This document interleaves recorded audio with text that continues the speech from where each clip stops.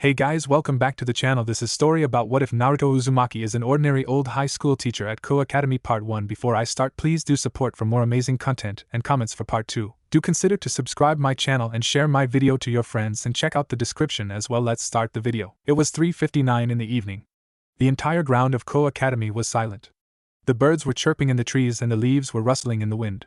The entire school was completely still with no other evidence of life inside except for the sounds of teachers writing on blackboards and lecturing the students. It was then when the clock struck 4 that a bell was heard announcing the end of the period. The silence that was present before was lost and one could hear the clamor of students coming out of their classes, chatting up and heading towards their lockers. The teachers were dismissing their students after giving them their work for home. One third-year high school class was no exception to this. An aging old man with gray hair was standing near the teacher's desk announcing the homework for the day. "All right, class. Revise on what you learned today in World War I. We will be having a short quiz tomorrow to see how far you have grasped on the subject," said the old man. "Hi, Uzumaki-sensei," said the entire class in chorus. The man named Uzumaki left the class. As you may have realized that this was Naruto Uzumaki, an old teacher of history for the higher classes. He was a tall man standing 6 feet 2 inches, which was quite tall among the Japanese population. He had a clean-shaven face as suited for someone of his position and job. He looked to be about in his 50s judging by the wrinkles on his face. He had ordinary brown eyes and he wore some sharp-looking spectacles which made him look like a strict and stern man. "Good evening, Uzumaki-sensei," said a passing-by student who bowed towards him. "Good evening, Shizukawa-san," said Naruto addressing the student, and went to the teacher's lounge. He then went inside and greeted everyone present with a smile. "Good evening, everyone." "Good evening, Uzumaki-san," said everyone, greeting Naruto with a smile. He went to his designated table and started working on some papers that were submitted to him. One of the newer teachers who had just been hired by Ko asked his associate, "Who's that?" "Oh, the old man? That's Uzumaki-sensei. He's been working here as the history teacher for around 7 years now. He's technically the eldest person in this school and one of the most respectable people in this school," said the associate with a huge amount of respect for the old man. "Is that so? He looks like a very casual person," said the new teacher. "Haha, believe me, he's hardly casual. He is the definition of strictness and professionalism. He hardly is tardy and always does his work on time. He's also very diligent in correcting the papers and seriously strict with the students," said the old hand. "Oh? Then he must be unpopular with the students then?" said the new teacher, assuming the most probable case. "Any strict teacher who is very professional is hardly liked by the students. The most a teacher can get is that they are treated indifferently with respect to the teacher, that he treats everyone fairly, but not that of a close bond that forms between a teacher and student who help each other. Surprisingly, that's hardly the case. Uzumaki-sensei can be pretty strict, but he is actually the most popular teacher with the students. A lot of the other teachers say that they saw him spending time with students and giving them advice on matters. Maybe that might be the reason, but no one knows for sure. Though the reason I stated earlier is why he is popular with the teachers. He helps us out a lot from time to time," said the old hand in the school. Cough cough. "While I do appreciate the compliments, Hashimoto-sensei, aren't you supposed to be doing something? I believe that you still have the grading for the math quiz written by the students today?" said a voice from behind. The pair of men who were talking about the old man in question finally noticed the person in question standing before them. "Hi, Uzumaki-sensei," said the now named Hashimoto, and immediately went on to work. To say that the freshly hired teacher was intimidated by Naruto's presence was an understatement. He was pissing his pants and hoping that he won't be forming a bad impression. He then looked at Naruto, sizing him up, and finally smiled. "So you are the new chap here, huh? So what do you think about this school? Do you like it here?" asked Naruto while maintaining a friendly smile. "Why, yes, sir. I like it very much, sir. The students here seem friendly and are attentive to the classes, and there are no signs of bullying to be found among the classes I taught today," said the new teacher. "I am glad you find it so. What's your name, son? What do you teach?" asked Naruto. "My name is Shinosuke Kurosawa, sir. I teach physics." "It's very nice to meet you, sir," said the now named Shinosuke. "It's very nice to meet you, Kurosawa-san.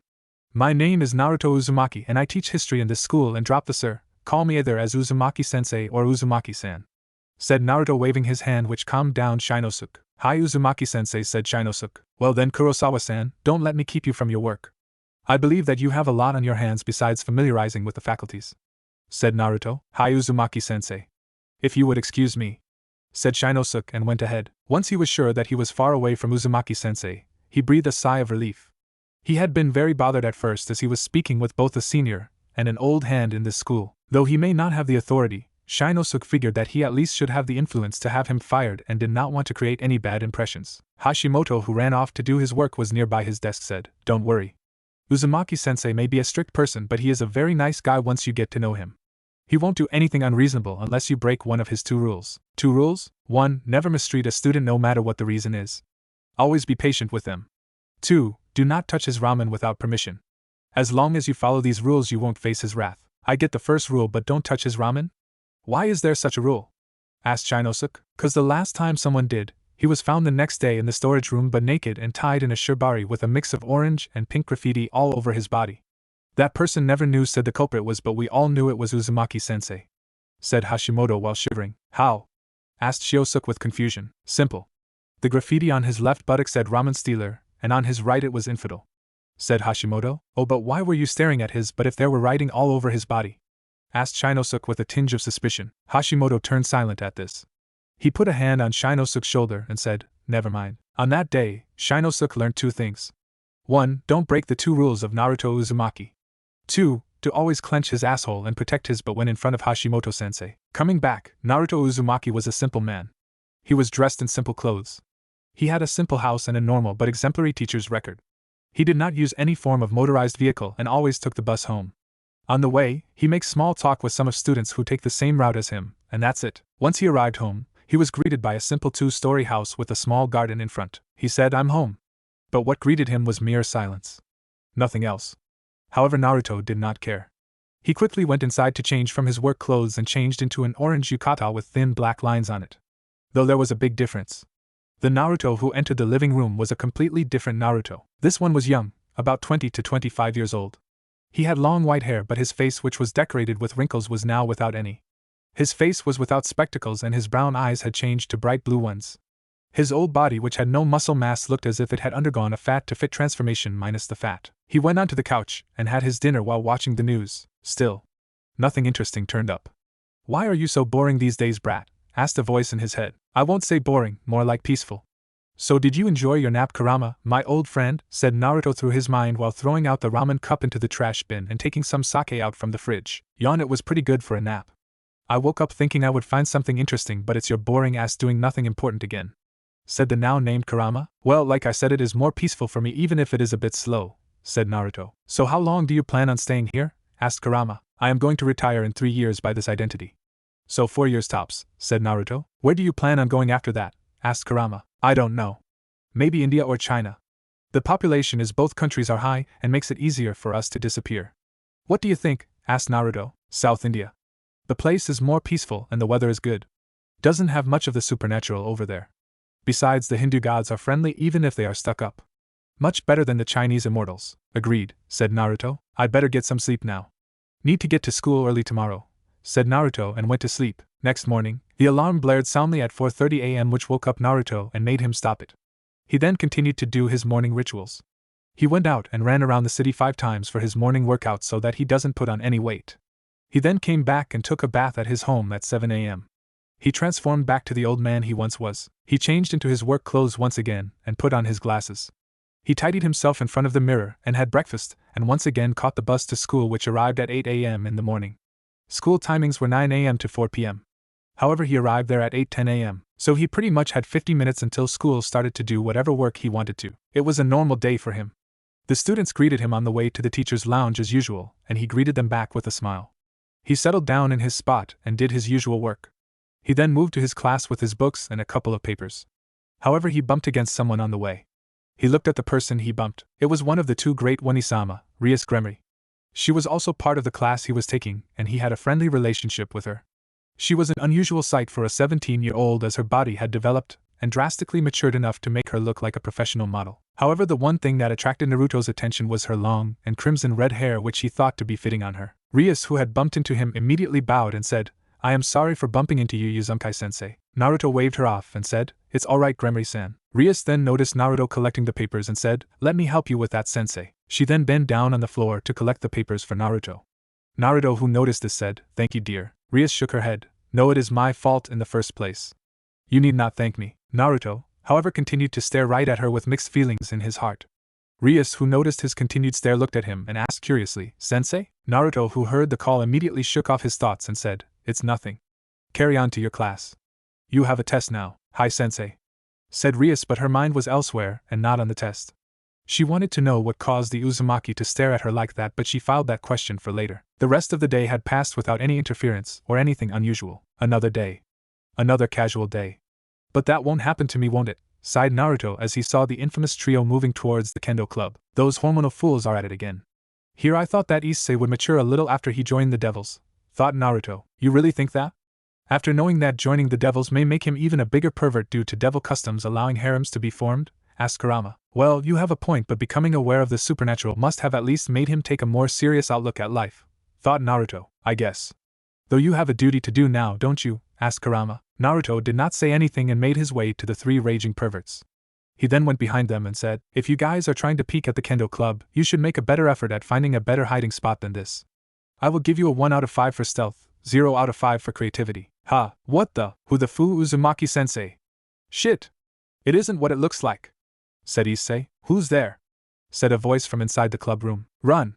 Said Issei and immediately jet out of there, but was tripped by Naruto, who kept his leg in the way. He then said, where are you going? I thought you came here to appreciate the female body? The girls are coming out now. You can appreciate all you want now, said Naruto. The girls had arrived just on time and looked at Naruto. Good evening, Uzumaki-sensei. The girls and I were about to catch these three little perverts for peeking at us. Can we handle this ourselves? Asked Kate with a tight grip on her shirt. Good evening, Kate-san, you can have them. After you finish with them, send them to me, alright? I need to discuss something with them. Try not to mess up their faces too bad, said Naruto, leaving the area and going back to his office. Ah. Damn it to hell, said all three perverts, complaining. Alright, boys. Time to face the music, said Kate. Oh shit dash, Mamacita, please not the face. Not the, ah shit, here we go again, said Issei and sighed and started getting the beatings. Maybe Issei did mature a little, but not in the way that Naruto thought he would. Later, the three boys were beaten black and blue by the girls. Naruto was here glaring at each of the boys and giving them the talk about what they did. It was already 5:30 p.m. Do you know what you guys did wrong? Asked Naruto, peeping while the girls were changing. Sir, said Motohama. No. That's not what you did wrong, said Naruto in a sagely manner. What? Asked all three boys in chorus. Wait. If we are not here for peeping at the girls, then what are we here for? Asked Issei in a confused manner. You are here not because you were peeping, you are here because you suck at hiding yourselves and evidently got caught red-handed while you were peeping, said Naruto. Issei blanked at this and asked, what's the difference? Naruto smiled and said, the difference is that the first one is the reason and the second one is the cause. I called you here because of the cause, he then said with wisdom in his voice, which would have sounded like age-old wisdom if it were not for the fact what he was saying was controversial. Peeping at women is an art. One must always know oneself and his body best before he engages at the art of peeping. One's eyesight must be sharp as an eagle to look at the curvaceous and voluptuous female body. His other senses must also be on high alert so that he can notice his surroundings. The three boys started listening to his sermon on peeping with bright and curious eyes before they begged him to continue. Naruto smiled at that and continued his speech on the art of peeping as he had learned from his age-old mentor. This sermon went on for an hour before it ended with Naruto's final sentence. This is the art of peeping. Know that the peeper and his target are not always the predator and the prey respectively. They are relative with the positions. Once the peeping Tom is caught, then he is the prey and the victim is the predator. So always be prepared to get hunted as you hunt your targets. We will Uzumaki-sensei. You have enlightened us, said all three boys with more vigor to peep than ever before. Naruto smiled, but he then turned serious and said, now then, to the topic of the said crime itself. This is the third time this month that you boys got caught. The only reason I allowed the kendo team to beat you is that they don't pursue this matter with the police. They had enough witnesses to throw you boys in juvie hall. I don't need to remind you what the law mandates for breaking privacy, do I? The three boys started sweating at this and shook their heads. They knew well enough what the punishments were. They got lucky. Naruto, who saw this, nodded his head and said, good. I am not going to talk about this matter with you anymore. I understand that your hormones are at an all-time high, so you have some perverted tendencies, but put it under a limit, guys. Distract yourself with some hobbies if you feel inclined to do those things again. Issei, I know you joined the ORC, so go do those work. Matsuda, take up athletics again so that it may provide you some extra credit for your graduation. Motohama, if you don't want to study books, then write them. I heard that you had a good talent in writing or pick up photography, but do it in the wild. There are plenty of those wildlife photography competition around here, and I am sure that you will win if you put your heart into it. Ah, come on, sensei. You just got us fired up with your speech on peeping, said Motohama. I instructed you on the art of peeping so that next time you do it, you will not get into trouble. I like you guys because you don't go far and beyond and take pictures of the girls and upload them on the internet. Trust me when I say that if you did, this conversation would have been a whole lot different. Peeping is harmless as long as the parties involved don't do anything beyond that. The three boys turned serious and Issei said, "No sensei. We know that we may harm the girl's privacy and dignity by peeping, but we will never share of what we saw to anyone else, as we know that it will harm their future." Naruto nodded his head. "Good that you understand the consequences of doing so. I don't want this to be the conversation topic the next time I see you guys for some trouble again. Are we clear on that?" "Hi sensei." "Alright. Now then, it's already late. Are you sure your parents will not be worried that you have not yet come home?" asked Naruto. "No sensei," said all three of them together. "Alright then. You guys want some ramen?" "My treat?" asked Naruto. The three of them looked at each other and nodded their heads. Free food and not had to pay anything? Who would refuse? The four of them took to walking as the shop that Naruto had mentioned was not far. They had some small talk with each other before they finally ended up at the shop. They had a good time by Naruto's standards as all three of them enjoyed the meal. They talked for a while until all four of them decided to go home.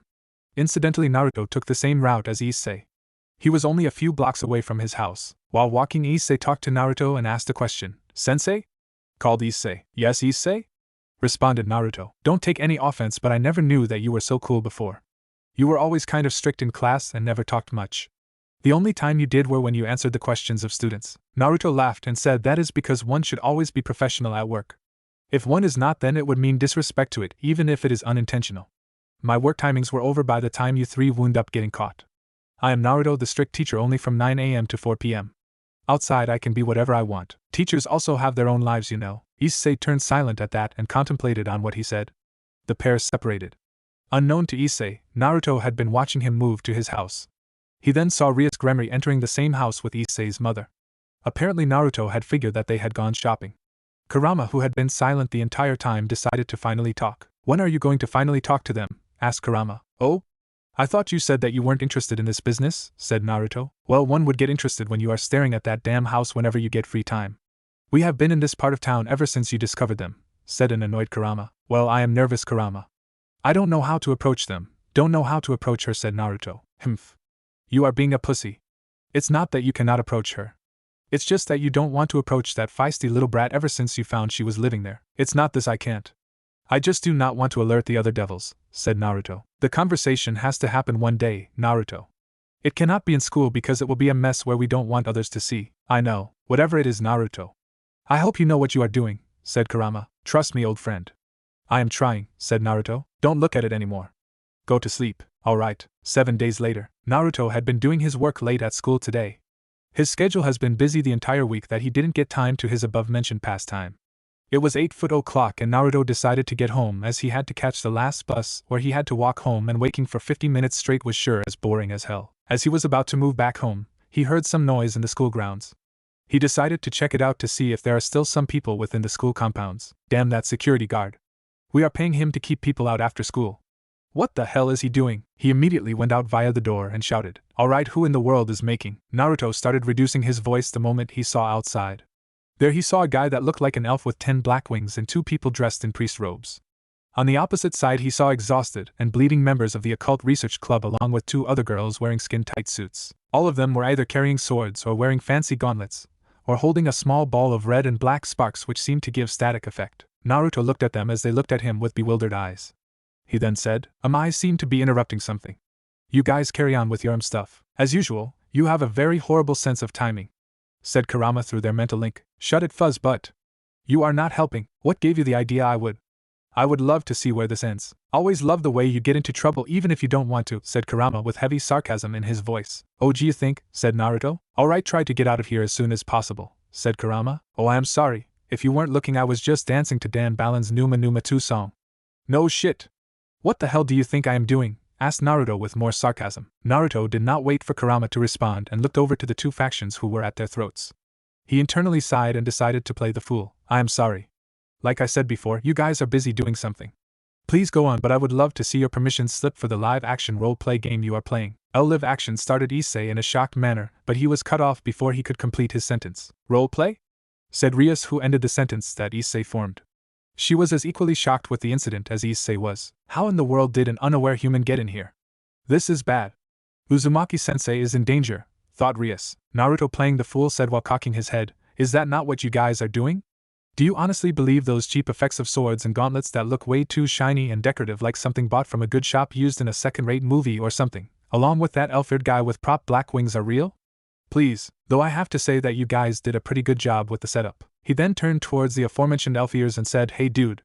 How in the world are you up in the air? I don't see any cranes lifting you up. And where in the world did you get those hideous clothes? It looks like something from a creepy porn convention. To say Kokabiel was annoyed with the human was an understatement. He did not understand how a human, much less one unaware of the supernatural as evidenced by his surprise, was able to get inside the barrier. He looked at the human and said, I don't know how you got inside the barrier we set up, human, or if we overlooked it when we set it up. However, I have to tell you that now you know of us, you cannot survive. Die along with the rest of the devils. Kokabiel then threw a light sword at Naruto. Naruto made a very hasty move and dodged it like an amateur. He made wavy movements that made it look like it was fool's luck. Holy shit. Be careful where you throw those things, sir. Someone might possibly get hurt, said Naruto. Enough. Filthy heathen, I shall end you, said Freed, and moved in to strike Naruto with his Excalibur. However, his attempt was thwarted by Kiba, who had unlocked the holy demonic sword. Kiba then said to a supposedly surprised Naruto, Uzumaki-sensei, get to cover. We will explain all the stuff you need to know at a later time. Please get back to safety. Naruto did not argue and used the chance to get back to Zenovia's side, who had been protecting Irina, who had been knocked out. He did not question anything and acted as if trying to escape the area by moving cover to cover. Meanwhile, Kokabiel, who noticed Naruto trying to escape, forced a chuckle. He thought, what a fool. This area is cut off from the outside world. None of them are going to get out of here alive. Let's leave that fool aside. First, we take care of the devils. Kokabiel then aimed his attacks at the devils and battled Issei and Rias together. This battle moved on for a while, with each of the group exchanging blows and spells. Naruto, who went behind Zenovia, took the chance to observe the ongoing battle. To say that he was impressed by the teens who could take on an opponent that was hardly their opponent and more like a nightmare was an understatement. However, all of those efforts they gave went down the drain, as they did not possess the raw power that Kokabiel possessed. They were able to take down both the ex-priests but not the cadre class fallen angel. Naruto was contemplating whether to help out the group or not, though his thoughts were cut off when Issei asked Kokabiel something. Why do you want this man? Why do you seek to kill the president? Why help the crazy psycho with his experiments? What do you want? Kokabiel looked at Issei like he asked a stupid question and laughed. What do I want? Ha ha. That's simple. War. I want war. I want to feel the thirst for blood once again. I want to feel the satisfaction of killing 1,000 enemies and send them to oblivion. That fool Azazel stopped the previous Great War as he and the others settled into a negotiation when we could have clearly won. Not anymore. I am going to restart the Great War once again, and you shall be our tribute to the devils for doing so. Ambitious, but certainly plausible, thought Naruto. Kurama nodded his head and said to Naruto, well, if he kills 2 heiresses of major devil houses, the devils won't stay silent. This may definitely restart the Great War once again. No. You won't succeed. God won't let you do so, said Zenovia. Yes. She's right. God will stop you even before the devils can, said Asia. She may be a devil now, but she was still a sister at heart. Oh great. They had to pull the God card, didn't they? Said Naruto, and waited for Kokabiel to make the big reveal. Oh, that's right. You are not aware, are you? Said Kokabiel while laughing. No, what? Asked an annoyed Rias. That God died in the previous Great War, said Kokabiel while laughing. What? Said all of them in chorus. Kokabiel said while still laughing his guts out. Oh, they didn't tell you, did they? The one who had been answering all your prayers was Michael. Only a few of the upper echelons know of this, and now so do you. God has been dead for more than 800 years now, ever since the First Great War. No. No. That's not true. You are lying, said Asia while covering her ears and crouching down. Zenovia did the same as her. Both of the girls were women of faith, and to them this was the biggest blow they will ever receive. Expected, thought Naruto. He then watched the battle until the end, when Rias and Issei combined their powers to create a big ball of destruction and hurled it at Kokabiel. Impressive. Though I doubt that would be enough to take down someone of Kokabiel's stature, thought Naruto. As predicted, Kokabiel was able to survive the attack but not unscathed. Kokabiel then looked at the pair of devils and said, oh, what fun. You guys have entertained me a lot, so let me repay the favor in kind. Starting with you, Red Dragon. He then moved forward to cut off Issei's head with a light spear he had summoned. Issei, who had been terribly exhausted after the attack, did not find any way to dodge the attack. He then closed his eyes and thought, so this is the end for me, huh? However, the more and more he waited, the more confused he felt because he could not feel any pain. No, he did not even feel any attack that fell on him. When he opened his eyes, all he could see in front of him was a head full of gray hair. However, that gray hair was slowly changing to white, and the thing was that it was growing out until it reached his back. Naruto, who had stopped Kokabiel's attack, had to remove the transformation he made with the help of magic. The onlookers were stunned to find a young Uzumaki in his 20s with a youthful smile. However, what stunned them the most was not the transformation but rather his action. Naruto had calmly stopped Kokabiel's light spear with one finger. He yawned and said, you know, You always talk and talk, but you were never one for action, weren't you, elf ears? Why you? Said a stunned Kokabiel. Been a while. How's it going? Asked Naruto. But you are supposed to be dead, said Kokabiel. Naruto reached his hand for something. His hand then moved into nothing and disappeared. However, those who knew what he did were surprised. She thought, that's a pocket dimension. How does he have one? Who the hell is he? Thought Issei. Naruto calmly took out a sheathed sword. It was shaped like a katana. The grip was painted in white and red. He unsheathed the sword. A bright light was immediately emitted by the ordinary-looking steel sword. All of them were able to figure out the nature of the sword almost instantaneously. A holy sword. What holy energy? Which holy sword is that? How the hell does he have it? Who the hell is he? Thought Kiba. This energy, it feels pure and righteous, and at the same time wrathful. It feels more dangerous than Durandal. What is that sword? Thought Zenobia. Is he with the church? Thought Rias, coming to an obvious conclusion. Look, Kokabiel, I would have loved to stay uninvolved with this war business of yours. However, you forced my hand the moment you decided to kill my student who was not fit for battle. Kokabiel shouted out in fear. No, stay back. He summoned a few light spears and threw them at Naruto, but Naruto cut all of those spears that were hurled at him with ease and slowly walked forward until he pushed Kokabiel into a corner. And no, I can't die yet. I can't. I still need to, said Kokabiel, but couldn't complete his words as his head was cut off by Naruto, who sliced his head clean off. Die with some dignity, fool, said Naruto, and sheathing his sword once again.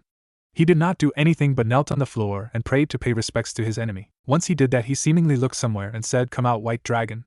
I know that you have been watching for a while. Who are you talking to? Asked Issei, but stopped when he noticed a visage coming into existence. A knight in white armor. So the white one is here, is he? Asked Drake. Wait, you know that guy Drake? Of course. He and I are eternal rivals. It is our destiny that our holders must battle each other to the death. Wait, you mean? He means that you are to either die or to eventually kill this guy Issei, as it has been, like always, said Naruto. He then looked at, though it has been a while since I met either of you troublesome dragons. How have you been, Drake? Albion? The white knight responded, or at least the blue jewel in his suit did. It sure has been a while. Though I suppose a person who is presumed to be dead for a long time coming back to life is a little surprising. Same here, said Drake. Well, that's your fault for assuming things. However, I would like to keep it that way. Hey you! White Dragon Emperor! Azazel had sent you to collect this guy's head, didn't he? Asked Naruto. Yes. He did. I was promised a fight, but now it seems that there won't be one. At least not with Kokabiel, said the White Knight. He prepared to attack Naruto, however Albion stopped him. Hold it, Vala. I would advise you against fighting against that particular individual.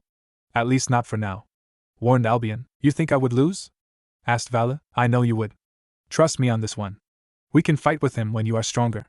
Besides, we shouldn't keep the fallen general waiting, said Albion. Vala looked at Naruto, who looked like he did not give a damn. He then turned towards Issei and the rest and introduced himself as the White Dragon Emperor while challenging Issei to get stronger so that he could have a worthy opponent to kill.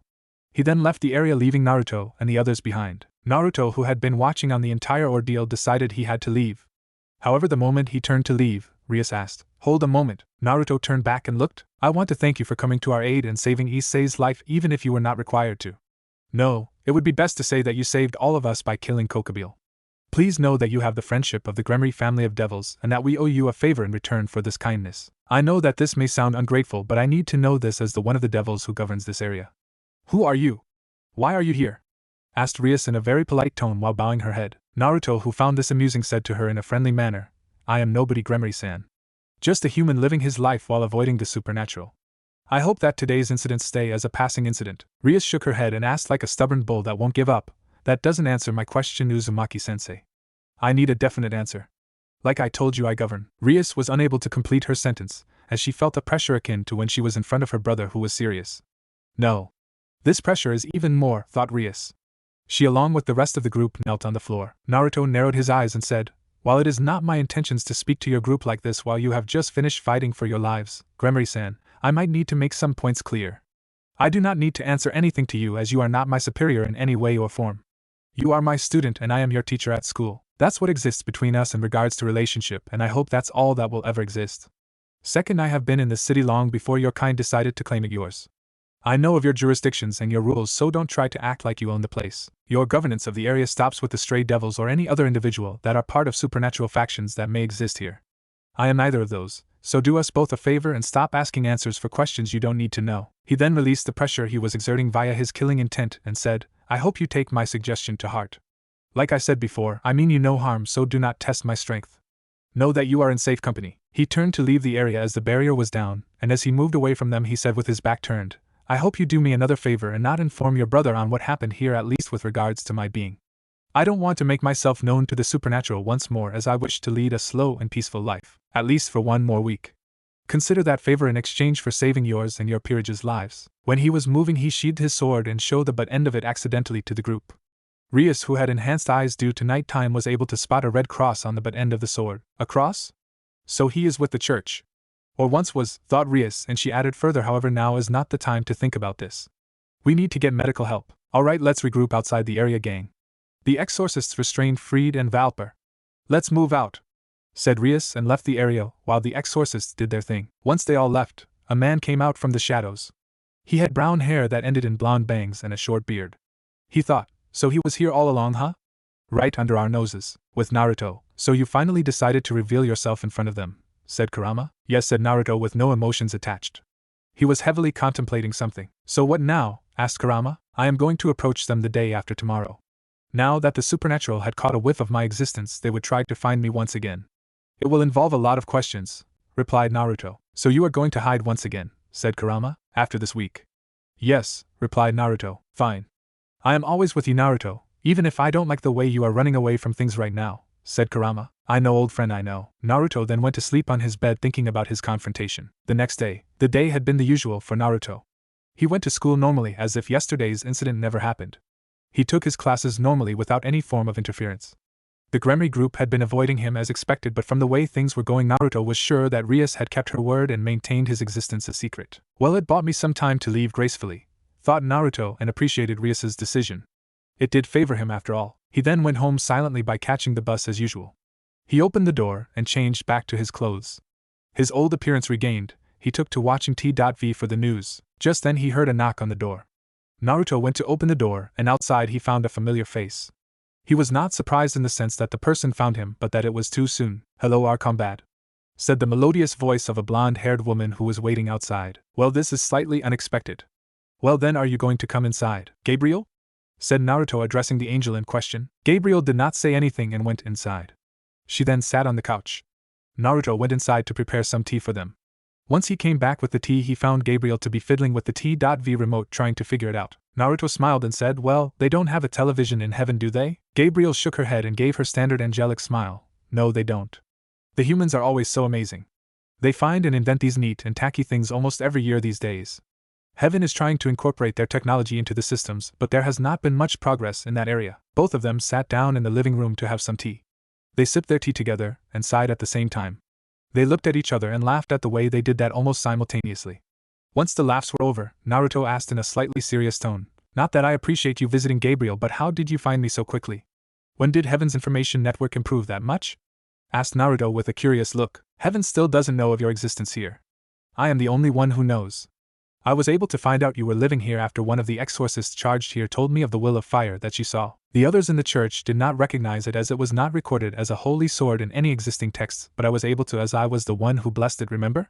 said Gabriel. "Oh, I see," said Naruto.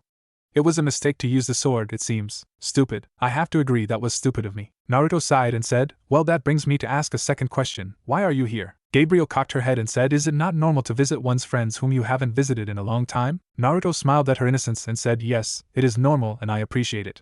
However, the normal you would have jumped the gun and hugged me like you usually do whenever you find me. So that makes me think that you are not just here for a social call." Gabriel, who heard this, sighed and smiled. She then picked out something from her white robes and said, "Nothing escapes your senses, do they, Arcambod? Call me Naruto. That's what I go by now."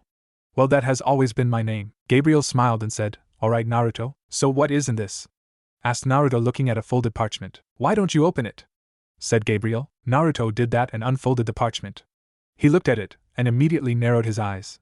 He turned serious than he had ever before and asked, "Gabriel, I will tell you this, if you are joking about this matter, then I will end our friendship right here right now." Gabriel still smiled and said in a much serious tone, "I am not joking, Naruto. I have been working on the solution for centuries now. I was able to access my father's records and finally devise it. I am 100% sure it will work." Naruto started breathing heavily. He was looking for a way for too long and finally it came to his hands. He then looked at Gabriel and asked, "What must I do?" Gabriel said, "You must collect all 5 pieces first before we move on to the next step." Unknown to most, that sacred gear had always been the most powerful, not the true Longinus. We need to get all the pieces back if we are to make it whole again. Naruto did not say anything and moved towards the bookshelf.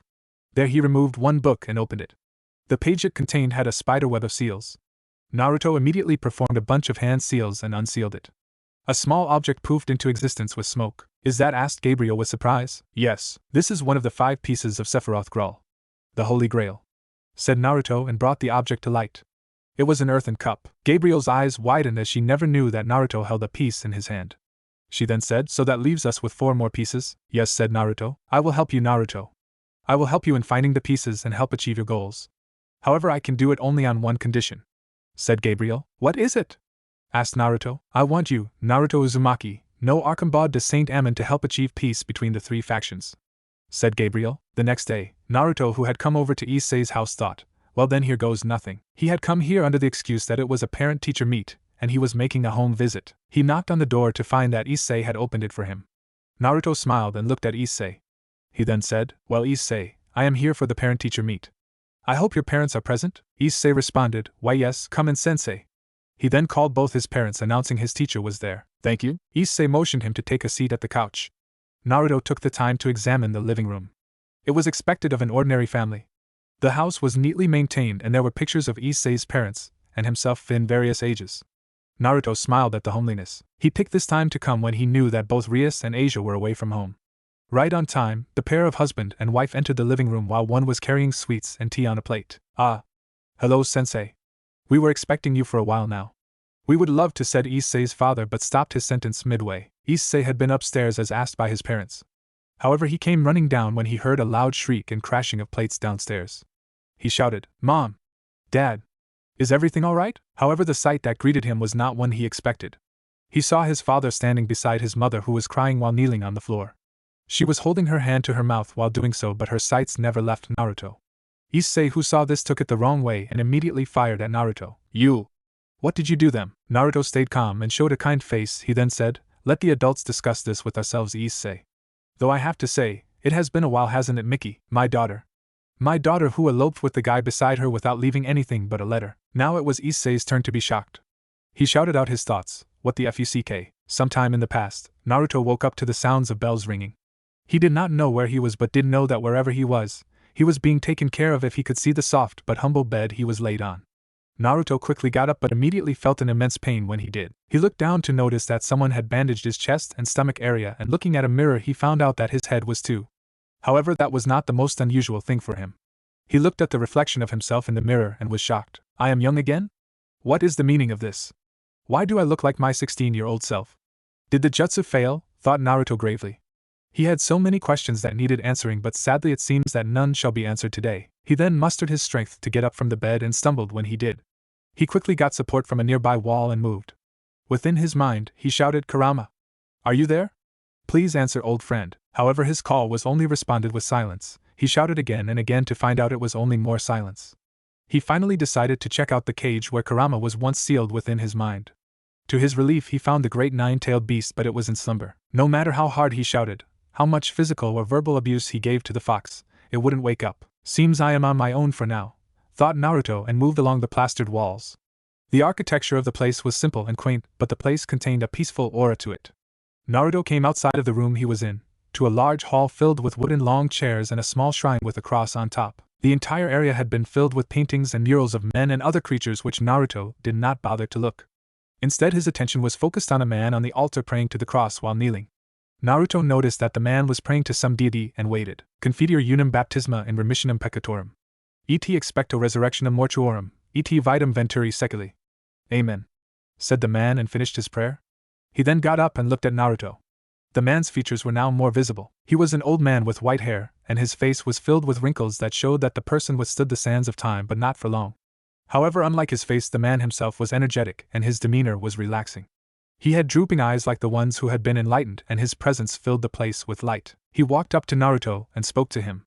The man muttered something, however Naruto could not understand what he was saying. What did you say? Asked a confused Naruto. The man who saw this frowned but still spoke once again. Naruto once again shook his head to state that he did not understand the person. The man frowned, but this time he took to sign language. He said some words pointing at himself, but Naruto was only able to catch, Ego, Giovanni. Naruto did the same and said, I, Naruto, you, Giovanni? The man nodded and smiled that he was finally getting somewhere with the young man. He then used sign language, which Naruto thinks he asked where he was from. Naruto responded with elemental nations. The man who heard it was puzzled as it was not a place he knew of. However, his thoughts were interrupted by a Naruto who took to asking the man with sign language performing the same symbols. He wanted to know the name of the place where he was.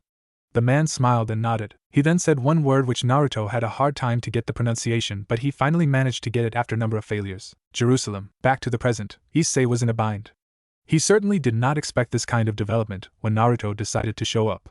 For once he was happy that both Rias and Asia were away, as he did not want them to see his family under these circumstances.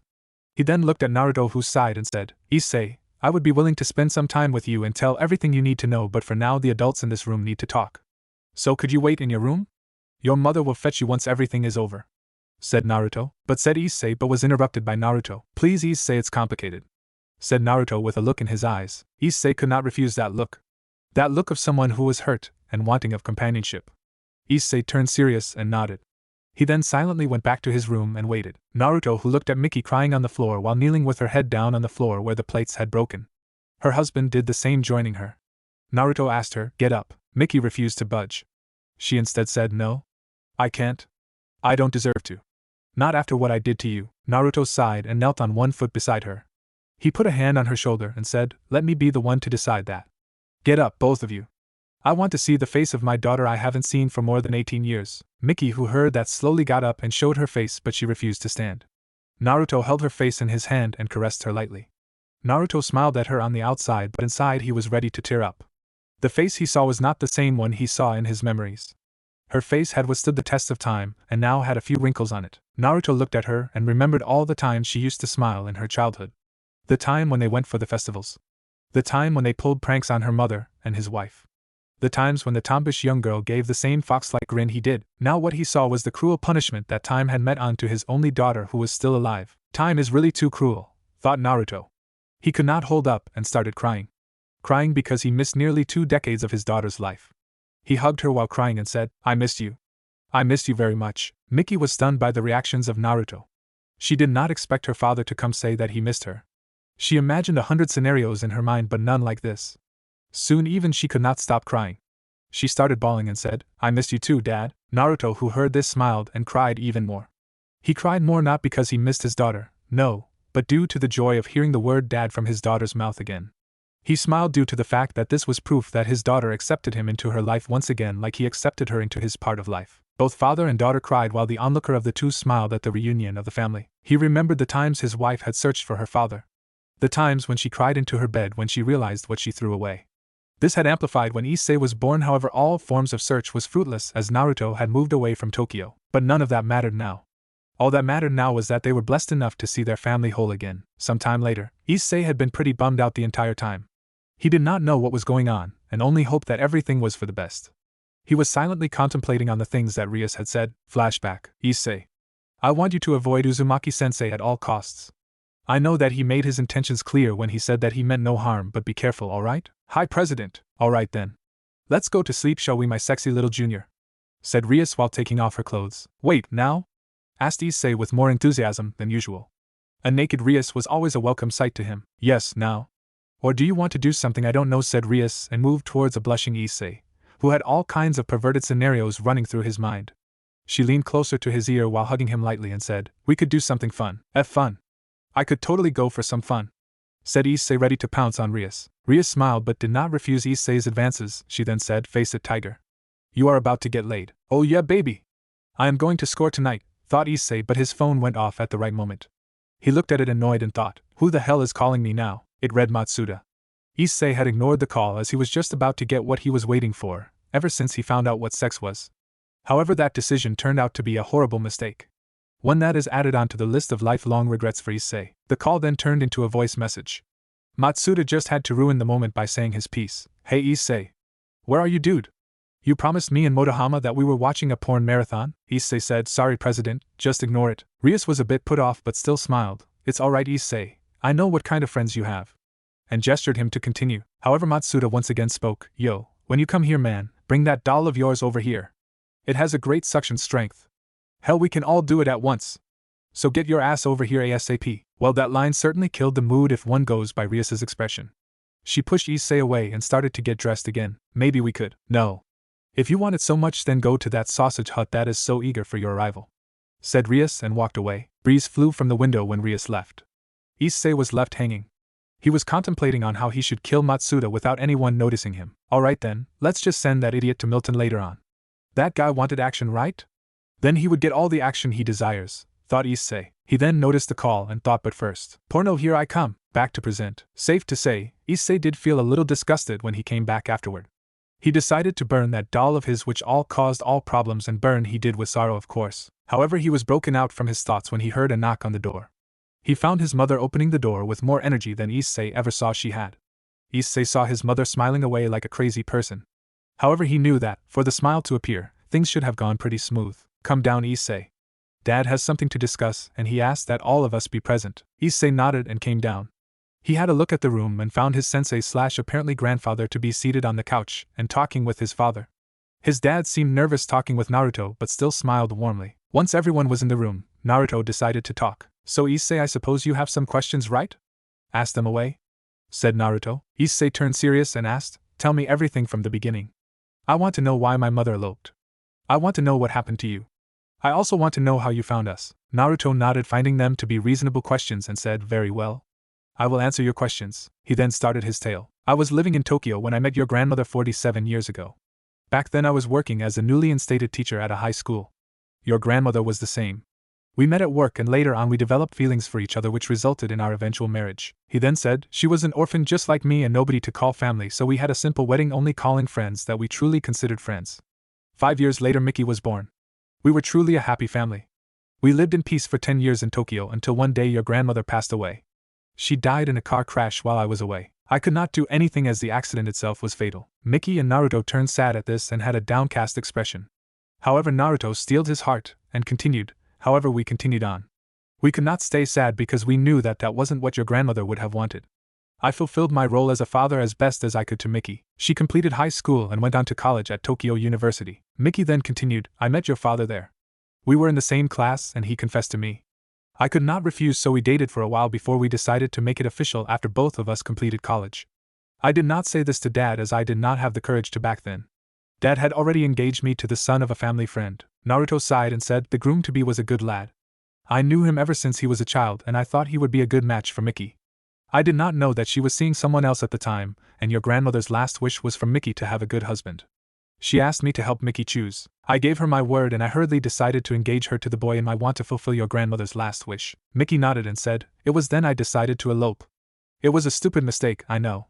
However, I did not have the courage to face my father and say that I did not want that marriage. I did not want to disappoint him. Thus in my fear I ran away along with your father as soon as he got a job here in Kuo. Issei, who heard the entire tale, summed it up and said, so basically both of you made stupid decisions that resulted in your separation for about 2 decades? Naruto and Mickey looked at him in an awkward manner when Issei termed it in a blunt manner. Naruto nodded and said, yeah. That's basically it. Issei then asked, so what happened afterwards? Naruto said, well, I was angry for a period of time knowing your mother did what she did, but that anger turned to longing after a few years passed. I tried finding her, but by then all trails had gone cold. None of your father's or your mother's graduating classmates knew where they were. In the time I searched for her, I thought long and hard on my actions. I realized the mistake I made and could have very well avoided it if I did not rush through jeopardizing my daughter's life. Doubt slowly crept into me. I thought, what if she doesn't want to see me, and what if she hates me now? With that thought in mind I gave up on searching for her. I left Tokyo as it had too many memories of her and your grandmother, and I went to various other places before I settled down here in Kuo. It was by coincidence that I found you were living here. I always knew that you were a pervert while you were in your first year, but never knew that you were my grandson. It was when I went through the registry that I found your parents' name to be Mickey and Gora. I looked this into detail before I finally found you. Issei was the one confused now. Wait. Why did you go through my information, and when did you pull that off? Naruto turned serious at that and said, well then, before that I suppose you need to tell your parents about your nightly activities. Issei had been put off by the way that Naruto had announced his secret. He did not want his parents to find out about his other life in the supernatural world. So he tried to make up something. Yeah, that I have been going out with the occult research club to find some rare occult artifacts. Yeah, and also solve mysteries regarding with monsters in town. Mickey made a deadpan face at that and said, Issei. Goro and I already knew that you were a devil. Issei, who heard that, was stunned. Wait, what? So you knew all along? Mickey snorted and said, of course we knew. You think that being raised by my father would make me unaware of the supernatural? No, we knew all along. So do you hate me for being a devil? Said Issei while being more nervous than usual. Mickey, who heard that, smiled. Of course not, dear. I don't care what you become. You are our baby boy, that's all that matters to us. Issei, who heard that, gave out a sigh of relief. He then said, Thanks, Mom. Mickey responded, It's all right, sweetie. The entire room plunged into peaceful silence until Issei decided to break it. Wait. If you knew about the supernatural, then why didn't you tell me? Why did you act as if you were unaware all along? Mickey turned silent at that. She then responded, Your father and I both know of the supernatural. I came to know it through my father, and your father came to know of it through me. Obviously your father did not believe me at first, but later I was able to show him that the fantasies that people thought as imaginations were real. Naruto continued, Issei, you see, I did not want your mother to get involved with the supernatural. When she was still a fetus, I already performed a special technique that locked away the genes that gave her my powers. Your mother grew up as an ordinary human just like your grandmother. However, being near me meant that eventually she must come to know of the truth. She did, and I told her of the supernatural. I then taught her some basics so she could defend herself. However, without magic or any other form of energy, she would still be weak against the stray devil. So I unlocked a part of her powers, allowing her to sense whenever a stray devil, or those with bad intentions, are nearby so that she could avoid them. Mickey nodded and said, That sums it up. I am able to sense any supernatural being within a quarter-mile radius, and avoid the area. We came to Koa's back when we moved here. There was still a functioning church that took care of the devils for us. That is also how we came to know the Shittis. Their line has been one of exorcists for a long time, and we moved right next to them to get protection. Your mother was rather persistent back then, to buy this house. I saved up some money and I was finally able to. However, that turned out to be useless as the Shittis moved away to Italy 3 years afterward.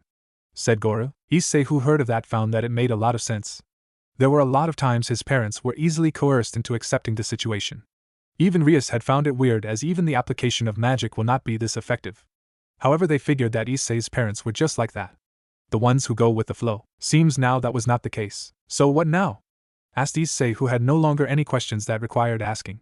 He turned towards Naruto, who replied, Don't ask me. I did not expect things to happen this way. Said Naruto as he raised his hands in surrender. Wait, you did not answer my question. How long have you known that I was your grandson? Asked Issei. Naruto then replied, Well, it was obvious of me to check out any new members who joined the Grammary or Citri family, as I am teaching at an institute run by them.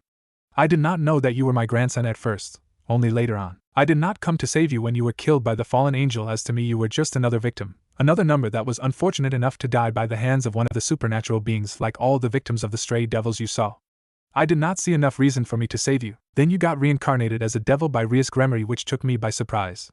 However, I think it was for the best that you decided to join the devils, or rather forced to join. Issei now looked confused. Naruto sighed and explained, Issei, the boosted gear is a rather strong sacred gear and has the potential to kill God, as you are already aware. Even if you were trained from young to wield its powers, there are those beings who are stronger than you are. Immensely so. Kokabiel was just trash at the bottom of the ladder. Those kinds of beings would always like to prove their strengths and would target you for proving it. Glory, honor, revenge, whatever their goal might be.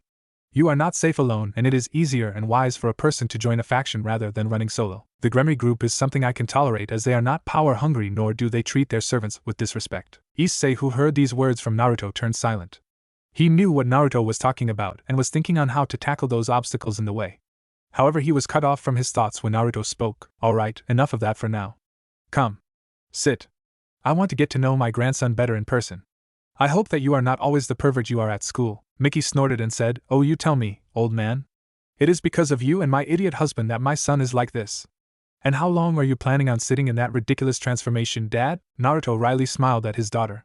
He then changed back to his original 20-year-old self, causing Mickey to frown. He noticed his daughter's frown and asked, What is it, dear? It is rather weird for me to look at you and call you Dad when you look half my age. Naruto laughed at that, and so did everyone else in the room.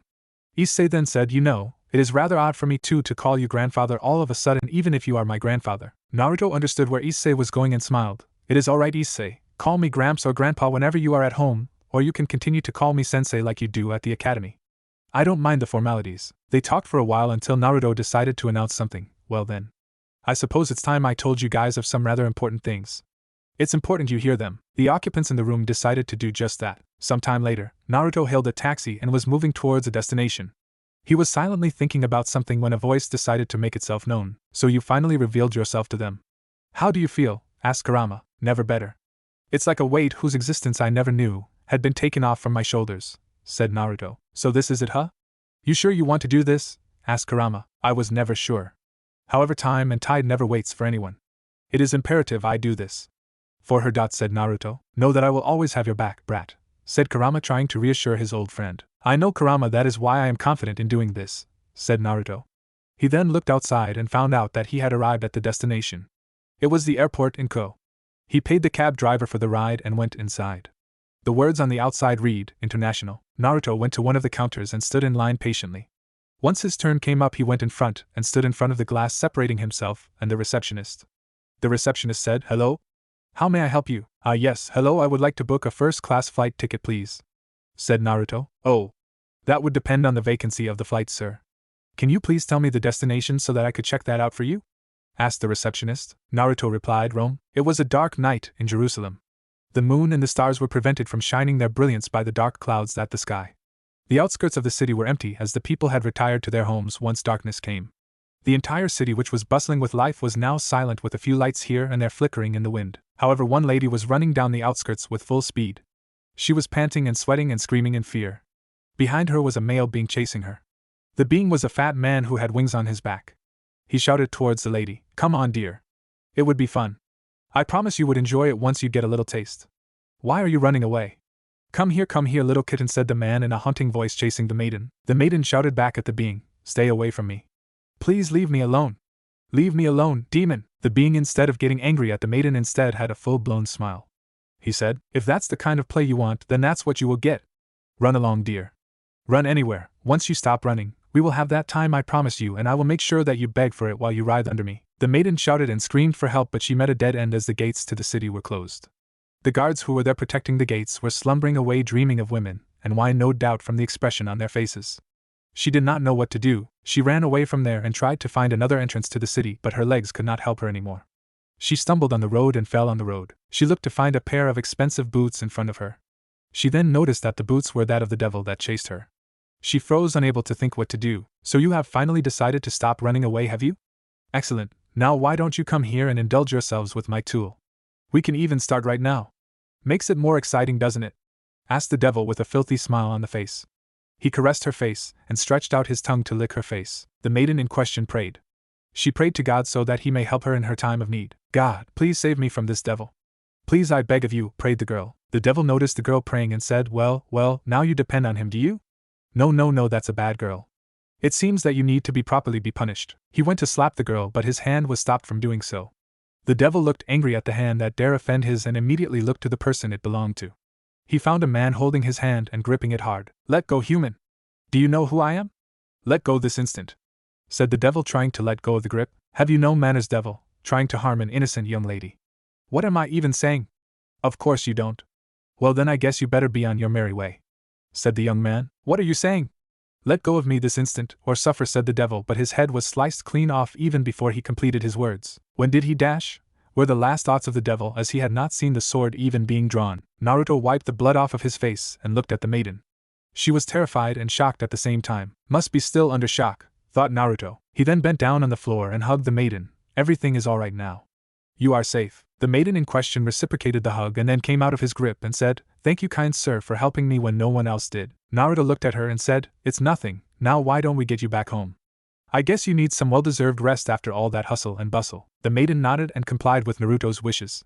It has been 7 years since Naruto came to this world. The old priest who took him in had taken to teaching him the cultures and religions that existed in this world. It took some time, but Naruto finally learned the language, at least on the communication basis, after a lot of hard work. The priest had taught him Hebrew and Italian whenever he had the free time. Naruto came to know the man known as Giovanni de Saint Amand. Apparently he moved to Jerusalem in search of God when he was young from a place called Rome. The priest found Naruto during one of his evening walks. He brought Naruto back to the church and bandaged him up after checking up on him through a hakim. The priest looked after Naruto for a while, and once he woke up, he decided to raise Naruto as one of his own and teach him the languages of this world. In the time they spent together, the priest renamed Naruto as Arkenbod for convenience sake. In the time Naruto spent here, he discovered a couple of things about himself.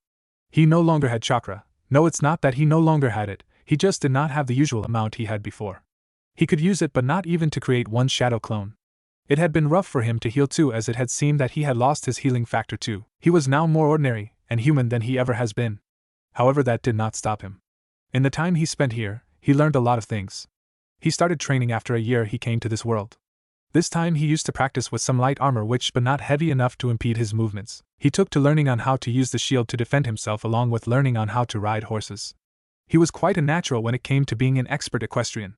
He then saw the weapons of this world, and none had been able to replicate the weapons he had in his old world. So for 5 years he had taken to learning how to forge things from the blacksmiths aside from learning language and training. On his 6th year here, he finally mastered the art of forging to some degree due to all the practicing. He learned on how to control his strength, and use his chakra efficiently like Tsunade did so that he can replicate her super strength. It had taken a lot of practice, some broken bones and torn muscles, but he finally got it after immense practice. He used the technique to forge things and thus finally created his weapon. He made a katana and some kunai knives after a couple of failures. The katana was one of his best pieces of steel, well chakra metal to be exact, as he had a couple of kunai that were with him in scrolls during the battle he fought before he came to the world. He named it the Will of Fire in memory of his home village, and that to remind himself that no matter what his will to carry on the hope his friends and family had shall never fade. Then he made himself a medium-sized shield which had a 30 centimeters radius. It was a kite shield made by an alloy of steel and chakra metal along with another rare metal he found by the Jordan during one of his rounds there. He saw that the metal looked like black sand, and once he was able to smelt it down into an ingot. It was rather heavy, but it was highly resistant to both heat and blows. This resulted in the slightly more than heavy shield which had a silver color with reddish outlines when it reflected light once he polished it down. However, Naruto was able to lift and use it using his application of chakra. Right now, he was wearing a piece of black linen cloth under which he had a steel mesh. He wore normal pajama pants as they do in the olden days with a cord to fasten it. He was wearing normal boots tied with laces. Once he dropped off the maiden who thanked him, he went towards the church where he lived now. He did not have any faith in God or particular liking towards the Christian religion, but he did help around the church to repay the help that the priest had offered him. He went inside the church and called out, "Padre, Father, are you here, Padre, Father?" "I am back," shouted out Naruto. "Ah, Archibald, where have you been? I was worried since I could not find you in your quarters. And how many times do I have to tell you, no shouting inside the church? Be respectful and silent," said a voice. The voice was identified to be the old priest that had found Naruto. However, he looked a lot older, and his voice sounded cracked due to old age, though that childlike energy can still be found in his eyes. He coughed immediately after he said his piece. Naruto ran to get some water for the priest and took some water from a pot that was nearby using a cup. He held the priest's hand and led him towards the bed. He said, "Be careful, Padre. You are not as young as you once were. Here, have some water." Giovanni took Naruto's advice and drank the water slowly. Once he had finished, he asked, "So where were you, my son?" Naruto said, solemnly, "Hunting down one of the devils that was terrorizing the outskirts. A girl almost became a victim today." The priest nodded and asked with a smile, "So he led you to this girl and be her savior, is it?" Naruto returned that smile with a smile of his own but said, "Padre, as much as I love and respect you, I do not agree with some of the things you say. I am not a man of faith, so God did not help me in saving this girl.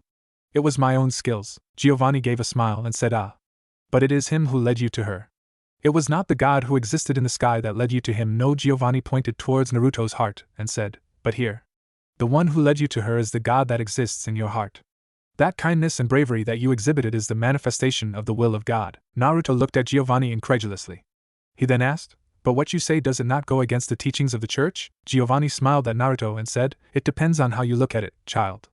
True, to say that God exists in your heart can be seen as blasphemous and an act of arrogance, but it can also be seen as an act of faith. It can be seen that God always exists in your heart, and always has your back even in troubled times. He exists within you as he exists outside, protecting you always. Both are one and the same." Naruto did not argue with the priest. He did not necessarily believe what the priest said but decided not to argue and ponder on the thought. Giovanni then said, "I do not have many fears, my son. However, my only fear is that when I leave this world for the next one, that whether what I have done with my life until my end meant something." Naruto smiled and said to Giovanni, "Only time will tell, Padre. However, from what I have seen you do, I do think what you did stood for something greater than yourselves, Padre." Giovanni looked at Naruto and said, "Go, my son. I must rest now." "Yes, must rest," said Giovanni and went to sleep. Naruto watched him go to sleep and smiled. He then said, "Good night, Padre." The next morning, "Padre, wake up. Padre, it is time for your sermons," shouted Naruto, but he did not hear any response from the old man. He went inside and found the old man to be in a deep, restful sleep. It was then Naruto had noticed that the man had passed away in his sleep. He slept the eternal sleep of the dead with a smile on his face that had a look on peace on it. Naruto looked at him and said, "Vai, Padre, libero de fardeli por." Go forward, Father, free from your burdens and fears, requiescat in pace, rest in peace. Present time, Naruto journeyed to Rome by air. He did not have much baggage, only a small bag that contained some books and scrolls. He changed flights 2 times before he finally arrived at Rome. He then booked a bus ride to Vatican City. It took him a few hours, but he finally arrived at his destination. The city's officials were rather strict with checking the dress code and the documents. Well, who could blame them, as the city had its rules and was considered the headquarters for the Catholic Church. The city housed one of the most influential people in the world and all of Christendom, the Pope. Naruto did not make any issues and followed the rules of the city rather appropriately. He had some time before his meeting, so he took to touring the city's streets and sights. The city's architecture was mesmerizing, with many grand and imposing structures like S Basilica, Castel Sant'Angelo, and the Sistine Chapel. However, to Naruto it was uninteresting. So much time and resource had been wasted in building these grand structures when all the money could have been put to better use by helping the needy, thought Naruto. Naruto did not waste much time and took to visiting the Vatican gardens. He felt the cold evening breeze on his hair. It was really soothing for him to hear the whispers of the cold and lively wind that brushed by his face. He felt at peace, relaxing in nature's embrace when he felt his eyes covered by a hand. It was a warm and delicate hand that had a soft feeling to it. A voice whispered behind his ear, "Who am I?" Naruto knew who it was. So he said who it was immediately. He said, Well, back to playing games are we, Gabriel?" He felt the hands leaving his face. He turned around to find a pouting Gabriel who said, "You are no fun, Naruto." "You guessed it on the first try." Naruto grinned and said, "Well, there is no one else I know alive who has your soft hands and beautiful voice." Gabriel, who heard that, playfully hit Naruto while blushing. "Idiot. You always flatter me like that." "Well, I do speak the truth." It was then their conversation took another turn when Naruto asked, "So are we ready to go, Gabriel?" Gabriel shook her head. "No, we still have some time. I thought that maybe we could enjoy the evening. Just the two of us." Naruto did not say anything and moved forward. Gabriel, who did not hear a response, turned sad, thinking that she was rejected. However, she then heard, "Well, what are you waiting for? Let's go," said Naruto with his fox-like grin. Gabriel, who heard that, gave a grin of her own and caught up with Naruto. The rest of the evening were spent by the two friends touring Vatican City, taking up all the sights it had to offer. They had dinner and had a wonderful time together. However, it was finally time that they moved on to business. They moved towards the Apostolic Palace. The guards who were stationed there recognized Gabriel and allowed entry for her while bowing his head towards the seraphim. He wondered who the other person might have been, but he knew that that was none of his business. He then silently guided them to one of the doors. It looked very grandiose and entrancing, with various ornaments decorated on it. The guard said, "His Holiness awaits you inside, Lady Gabriel." The pair of seraphim and human moved towards the door and opened it. They entered the large room where there was a big table. In the room they spotted an old man wearing white robes and a white saketo. He had a pair of glasses on his face. Beside him there was another unannounced visitor which Naruto did not expect. However, he was not all that surprised. "It has been a while, Arcambod. How do you fare, old friend?" asked the young man. "Better than you, I suppose. Though I am not all that surprised to see you here. May we get on to business, Michael?"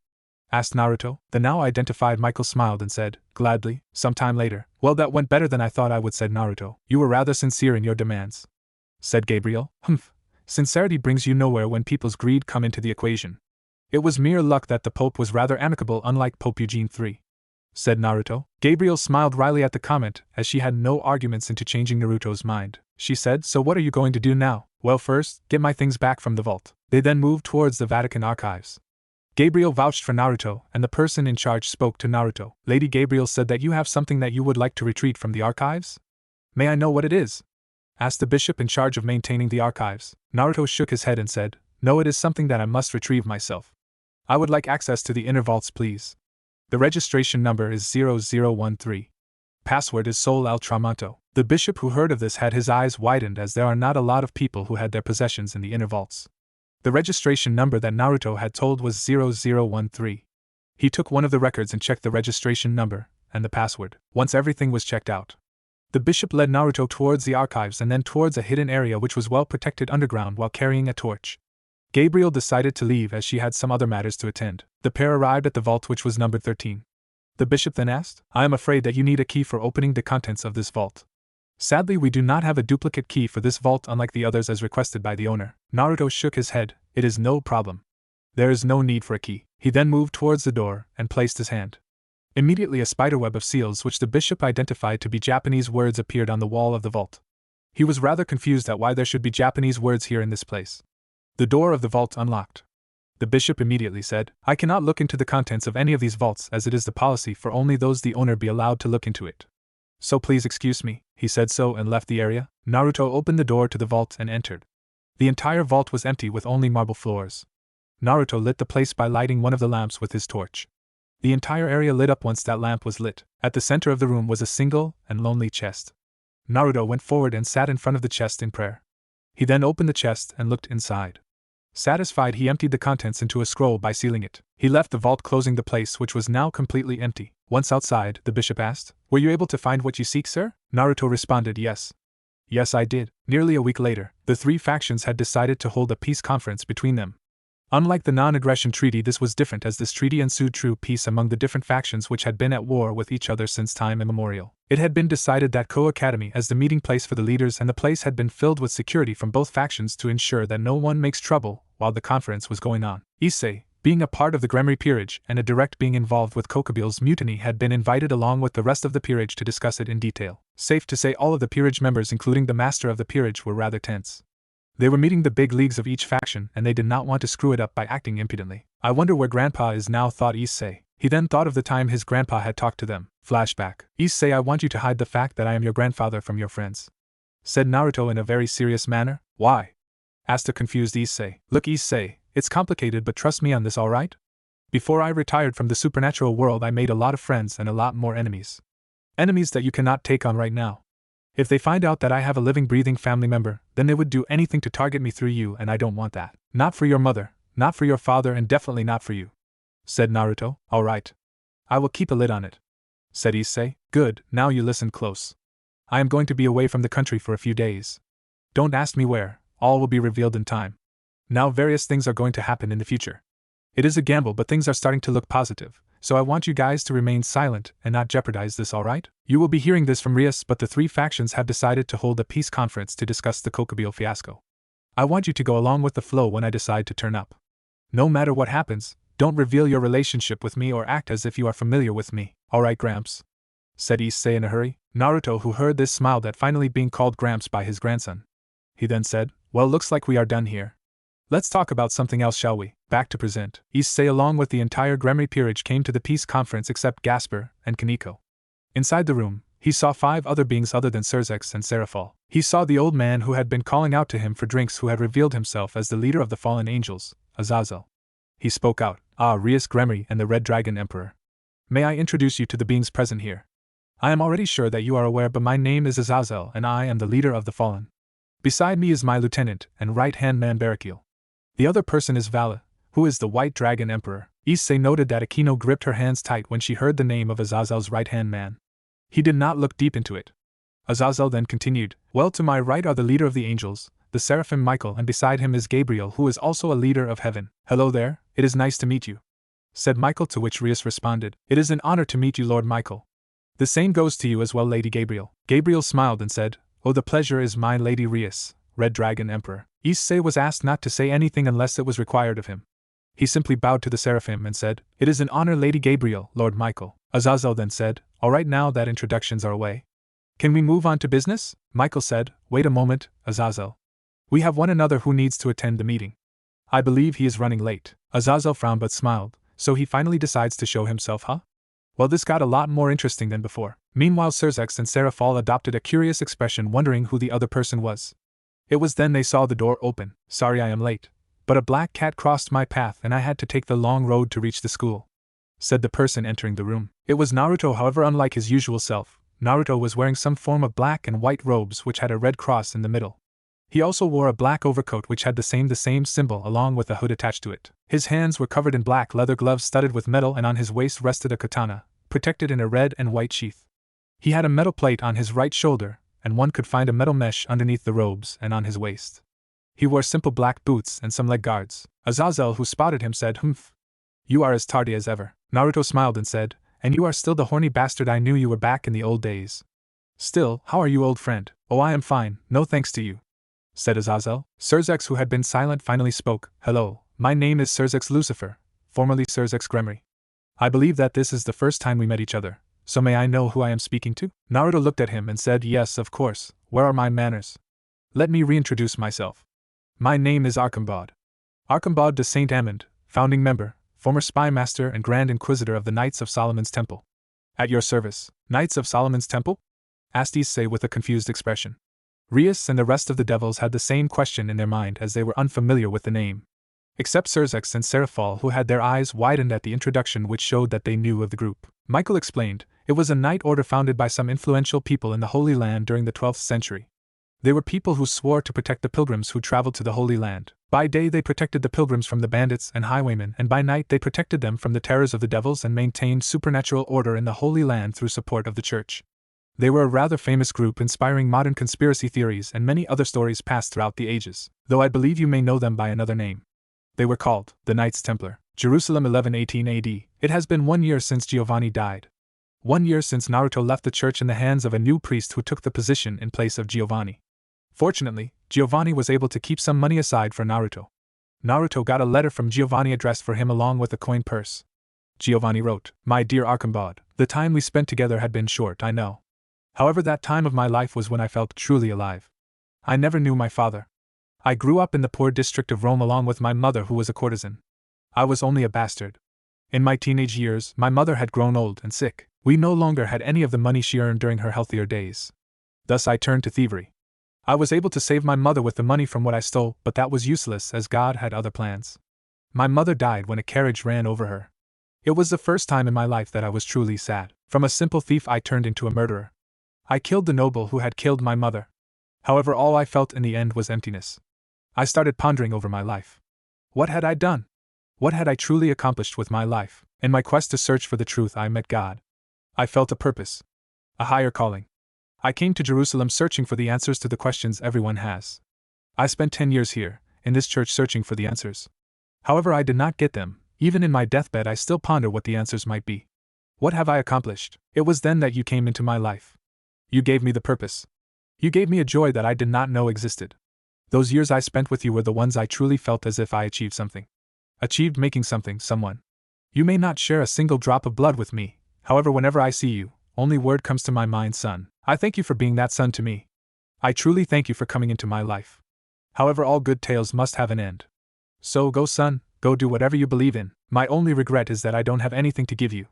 This coin purse is the only savings I had in my entire life in the service of God. Everything I stole or robbed, I had either spent or donated. Know that I am always in your heart. So are the others. Oh, don't look surprised. I know how a person looks when he longs for his family. You may not have been honest with me, but I am not one that needs to know everything that goes on in your life. Like I said before, move on. Make new friends and have a new beginning. Do not let the past bind you from your future. So go. Live a good life. We will be reunited once more. I know this for sure. With love, Giovanni de Saint-Amand. Naruto had already started crying in the end. He thought that old man he always knew, but he didn't ask. It was true that Naruto had been longing to reunite with his family. It was the only life he knew, and to separate from everything you know and still stay sane was a huge and commendable feat for anybody. Naruto thought, if not for me then for the old man, he had faith in me that I will live a good life. It is best I don't disappoint him. Naruto then took the old man's surname and lived in Jerusalem as Archibald de Saint-Amand. He used the gold coins given by the priest as a way to support himself until he started doing tasks for the people and earned more money. He got himself hired by the citizens of Jerusalem to protect them from the devils and other supernatural beings that harmed them. Naruto earned a lot of money in the beginning that he decided to later on act as a free knight. He went around and helped the poor districts of the city by giving them bread or helped the people get rid of the monsters in and around the city for free. Naruto became so popular with the citizens for what he did that he was heralded as the guardian knight of the city. An honor that was acknowledged even by the upper echelons of the city. There had been a lot of nobles that tried to hire him as their personal knight, or even push marriages with their daughters. However, Naruto refused all of them in kind and said that he liked to live as a free man. It was one of these nights where he usually patrolled the area would he come across a pair of people that changed his entire life. He saw that a group of knights traveling by horseback were attacked by 12 devils. All of them were powerful, as each of them had power equaling to that of mid-class devils, while the highest among them was a mid-high-class devil. Naruto drew his sword and charged to the center of the battle. His footsteps were silent, and he quickly executed one of the devils by beheading the poor fellow. "Look out for this one. He is much stronger than the others," said one of the devils and attacked Naruto. Naruto immediately equipped his kite shield and blocked the attack of the devil. He then used the shield to bash the devil. The devil took this blow by surprise and was thrown off balance. Naruto took this chance to plunge his sword into the devil's heart, killing the poor fellow. He then kicked the devil off to the ground. His senses picked up another devil coming at him. Naruto immediately raised his shield to block the attack. He took the blow from the devil, who also used a sword. Naruto deflected the attack and attacked the devil with his sword, which was blocked by the opponent. Naruto closed the distance between them and gave the devil a rotating kick to the devil's neck, turning the devil into a headless corpse. He then noticed one of the knights with only a sword engaged in a blade lock for a moment. He noticed that the devil was gaining momentum on the knight. Naruto threw his shield at the legs of the devil. The shield hit the devil by surprise and the devil lost his footing and the momentum he gained. The man took advantage of this and deflected the sword, allowing the man to fall down on all fours. He then plunged his own sword into the devil's neck, effectively killing the devil. The knight then took out his sword back from the neck, allowing the corpse to fall. The man then looked at Naruto and gave him a stiff and short bow. Naruto did the same and blocked another attack from a devil. One of the devils was angered at the developments and shouted, "Damn it! Retreat! We cannot use magic in this area as it will alert the angels. We will get you next time, human! We will have our revenge!" said the devil, and he shouted at Naruto with all his might. The remaining 7 or so devils left the area as the knights cheered for their victory. The entire caravan rejoiced as the leader held his hand and shouted, "Silence!" All the troops had become silent by then. The man looked like he was in charge. In fact, Naruto recognized him to be the person he saved. The man then spoke, "You have come in our hour of need, friend, and helped us win against the demons. For that I am grateful. Please, may I know the name of our benefactor?" Naruto smiled and said, "It is only natural that I help a person in need. There is no need for gratitude. My name is Archambaud. Archambaud de Saint-Amand. It is a pleasure to meet you. My name is André de Montbard." This here is said André, but was interrupted by the man in question. "I can introduce myself very well, André. It is a pleasure to meet you, Master Archambaud. My name is Hugh de Payens of Troyes." That is the first time that Naruto met the man named Hugh de Payens, the man who became the first Grand Master of the Knights Templar. Present, everyone had been rather stunned at the identity reveal. Rias was the first one to ask the question. "Hold up. I thought that the Knights Templar were only in the Crusades. There has been no mention of them being devil hunters. What is going on here?" Azazel looked at her with an amused smile. He then looked at Surzex, who explained with a sigh, "Your lack of decorum aside, my dear sister, the answer to your question is that yes, they were in the Crusades and they are also devil hunters. It comes along with their duty." "Duty?" asked Asia. Sarah Fall responded, "The Knights Templar were originally founded by 9 men who sought out to protect the pilgrims who traveled to the Holy Land. As Lord Michael explained, their main goal and duty was protection of those who come to the Holy Land to seek God and elimination of all threats. May it be the normal side or the supernatural side. They were the Church's frontline troops in the Great War and did a lot of damage on our end by killing a lot of high-class and ultimate-class devils.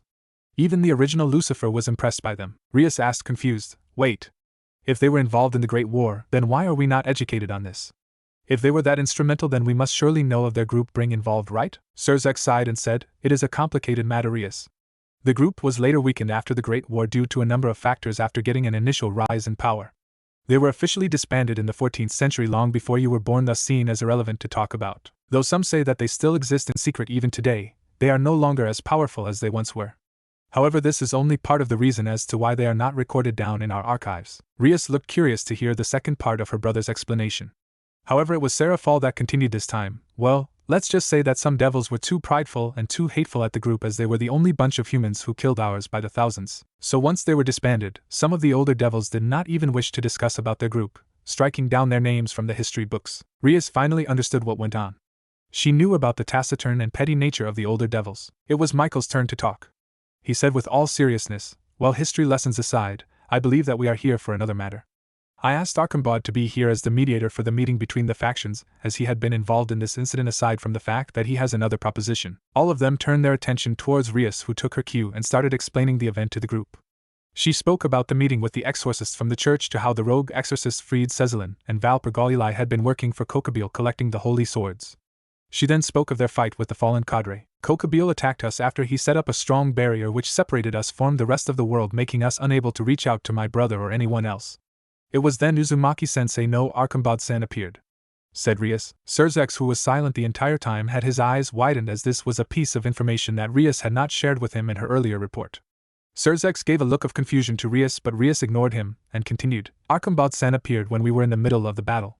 He was under disguise as Naruto Uzumaki and has been our history teacher at Koa Academy for the past 7 years. He did not wish to interfere with us or the supernatural and acted as if he was unaware of the supernatural in the beginning. However, that changed at the near end of our battle with Kokabiel, when he saved Issei Hyoto from certain death.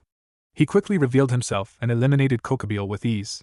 He then left the scene after getting a promise from me stating that I would not reveal the details of his appearance to anybody as per wish. He gave me permission to do so after this week has passed." Naruto then continued, "Please do not blame your little sister Lucifer-sama. It was my wish to disappear before anyone else who were aware of my identities caught wind of my presence in the city. Though things have changed since then as I have some new goals to accomplish. Azazel laughed and said, well, that was a pleasant surprise. I did not expect to find you there.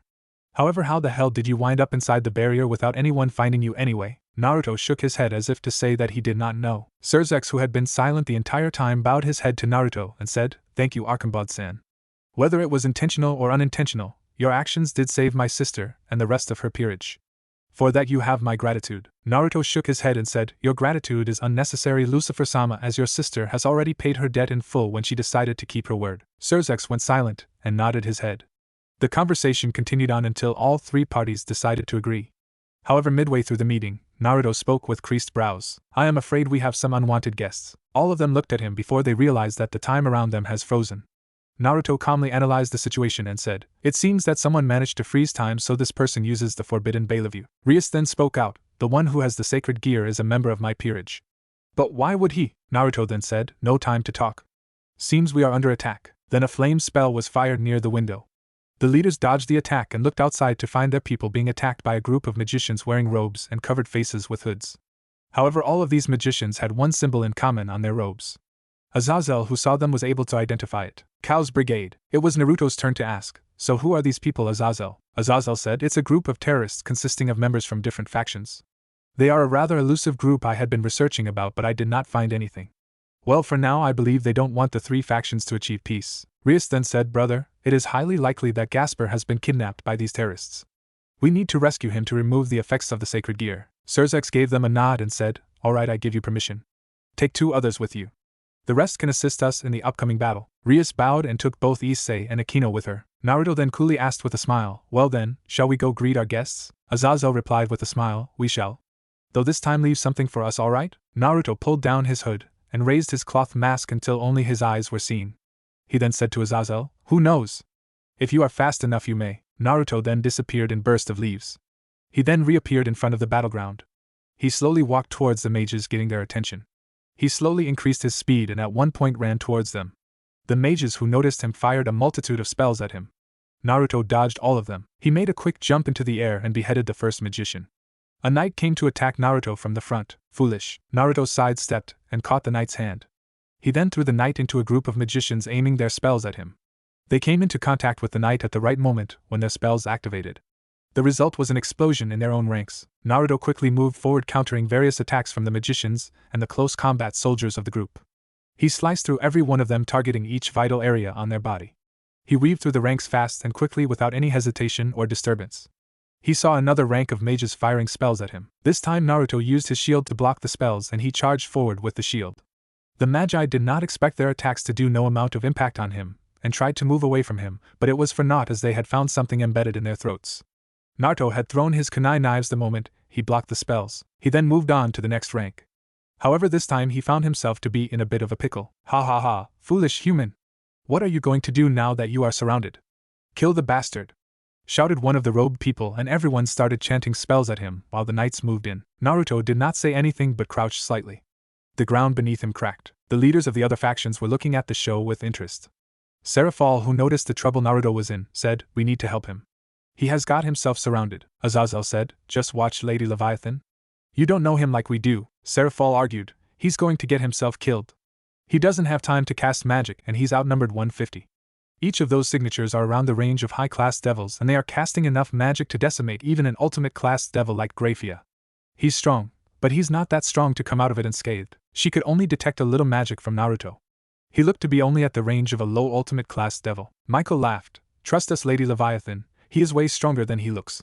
Just watch. Seraphal could only jaw drop at the confidence that these people had for the human. She thought, he's only human. How powerful could he possibly? Seraphal watched with an astonished look as Naruto jumped high into the sky, crossing the 50-meter mark and dodging the spells fired at him on the ground level. He then threw some kunai knives and shuriken at the attackers. Some of them were able to dodge the rain of kunai knives and shuriken while some of them were hit in their vitals and were killed. The leader, who had been stunned by Naruto's action, said, what are you people waiting for? Get him! Once the word was said, all the magicians casted a variety of spells at Naruto. However, Naruto blocked all of them with his shield pointing downwards. None of them stopped his momentum while falling down. He then continued to fall down through the 20-meter mark before he sheathed his sword and kept his shield at the side. He then closed his fist and took a full swing at the ground. Devastation. The ground beneath him cracked into an open hole. The land beneath a 100-meter diameter was all blown into a crater, as everything around them exploded in the impact. The attackers were blown away in the attack with no exception. Naruto did not say anything and he continued moving on. He redrew his blade and weaved through the ranks once again. More than half of the attackers were either unable to fight or killed. Surzex, who looked at this, was thoroughly impressed. He said, "What a monster!" He did not even break a sweat when he killed more than 200 people in less than 2 minutes. He did not even use any magic. Only a few normal weapons and some body-strengthening magic, I believe. Even I am not that efficient. Seraphol could only nod her head dumbly. Azazel laughed and said, "Ha ha ha ha ha. Seems we have no need to interfere this time too." "This time too? So you have fought a battle with him last time?" asked Seraphol. Azazel nodded and said, "Oh yes. It was in the Great War. More specifically, the battle at High Haven." "Wait. He was there at High Haven?" asked the surprised Seraphol. The younger generation who were with them could not follow the conversation and asked a question. More specifically, Kiba asked, "What's the Battle of High Haven?" Seraphol replied, "High Haven was a place in the fallen angel territory.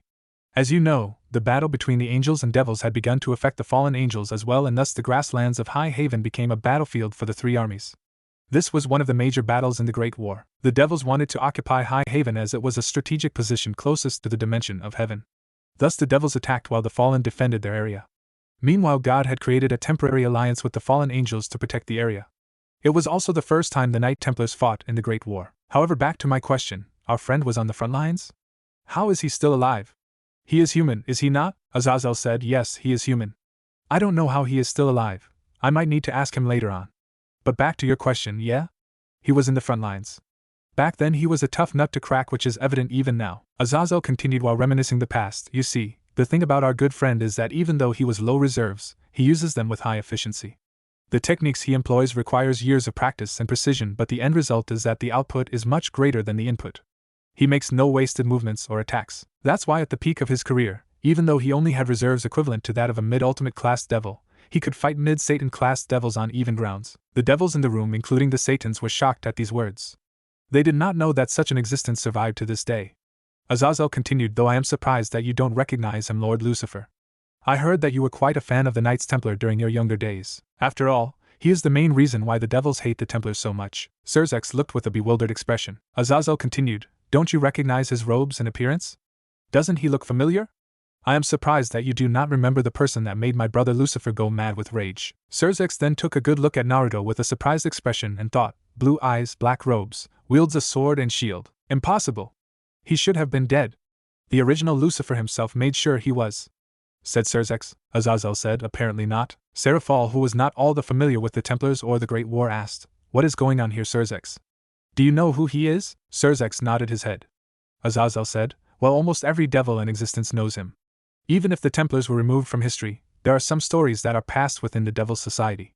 Devil parents scare their children all the time with his name whenever they go out in the night, don't they?" Surzex then started recited something. "Silent like the wind he rides, within the cold and darkness he resides, dressed in black robes as dark as the night skies. The only thing you may find on him is his haunting blue eyes. Run like the wind whenever you see him." He gave a pause and looked at Naruto before he continued, this time with a grim facial expression. "For the blue-eyed reaper will tear you limb from limb." Troyes, France.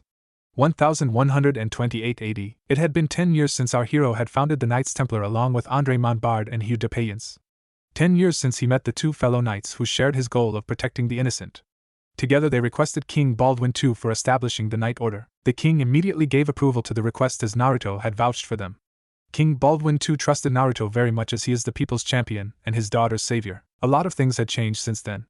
Naruto had grown into a handsome middle-aged adult. His shaggy blonde hair remained the same as his youth.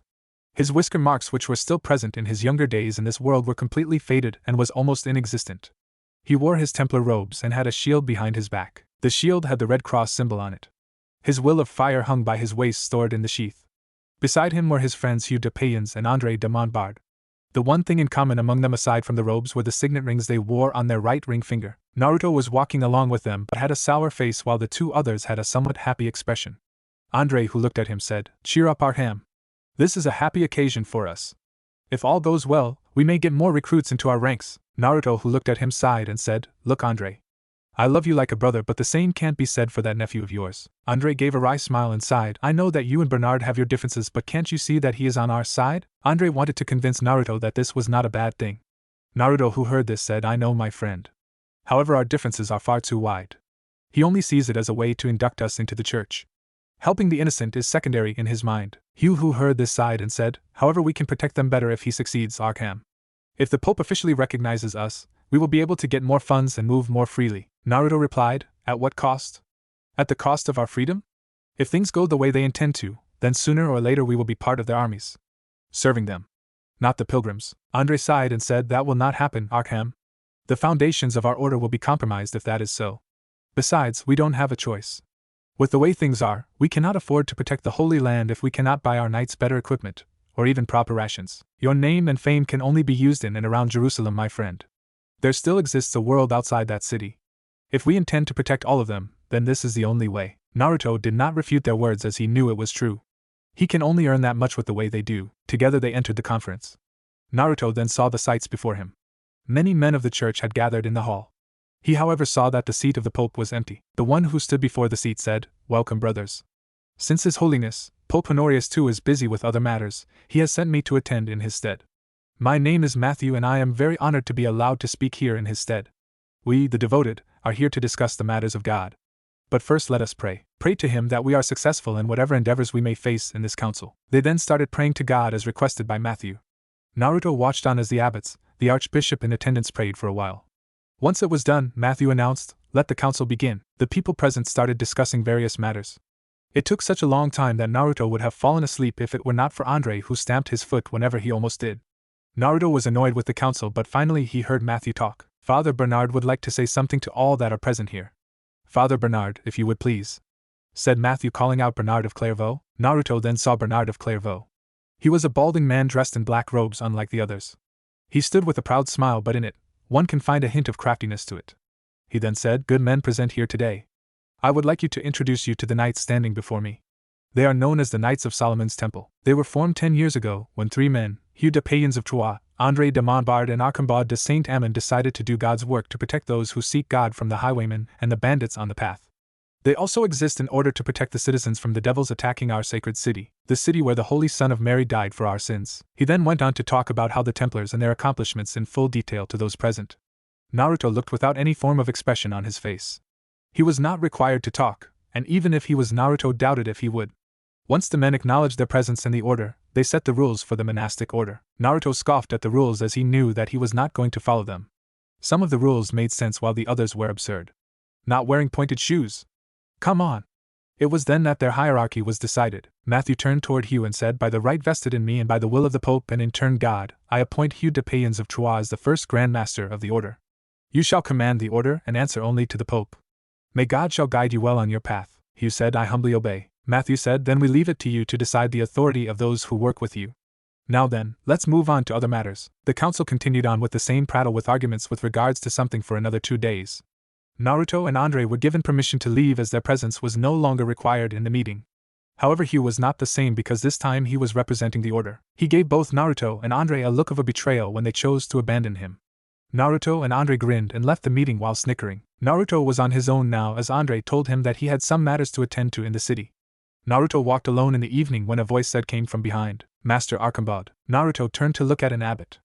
Naruto recognized him to be one that attended the council yesterday. He asked the abbot in a kind and friendly way, what is it, father? Is something the matter? The abbot did not expect this kind of attitude from Naruto, as he had only seen the stiff and expressionless Naruto the day before. He returned the smile with one of his own and said, forgive me for disturbing you on your walks, Master Archambaud, but an important person would like to see you. They would like to meet with you in person. Naruto said, very well. Lead me on then. Both Naruto and the abbot went around in circles. Naruto noted that the abbot was taking some kind of precaution to avoid people tailing them. They took to the crowds and then came out to a rather small church in the city. The abbot opened the door and gestured Naruto to go inside. Naruto did just that. He looked at the interiors of the church to find no one there. He looked behind to ask the abbot, there is no one. However, the abbot was already missing. The door was now closed. Naruto immediately went on alert and unsheathed his sword. He took it out and said, whoever you are, show yourself at once. You called me here, did you not?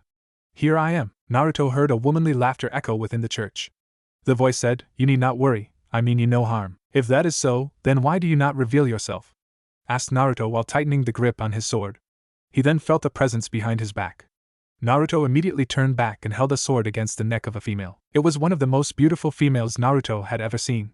She had hair with a beautiful shade of blonde and was dressed completely in white. Her eyes were big and were a mesmerizing shade of green. However, the thing that stood the most about her was the 6 pair of wings behind her and the halo above her head. Naruto recognized her and asked with a dumbfounded face while lowering his blade, "Why, you are an angel?" The angel laughed, but Naruto heard another person laugh. This time, it was a male. He then heard the male speak, "Please. You have to forgive Gabriel. She is very playful by nature and does that all the time whenever she finds something or someone interesting." Naruto then looked behind to one of the seats in the church occupied by a male. He looked to be aged around 40 to 50 with the amount of wrinkles he had on his face. He also had blonde hair and the same shade of green eyes that Gabriel had. Naruto felt a holy presence around the man as he spoke. The man had a mirthful face and smiled at Naruto with droopy eyes. Naruto tried his best not to look away from the man as he spoke. "Who are you? Why did you call me here? Strange. Strange indeed. What willpower you possess. No mortal had been able to speak to me while looking me in the eye," said the male with a surprised face. "That is not the answer to my question. Answer me. Who are you?" asked Naruto. The man smiled and said, "I created the Alpha and the Omega. I made the angels, the humans, and of course indirectly the devils. I am called by many names.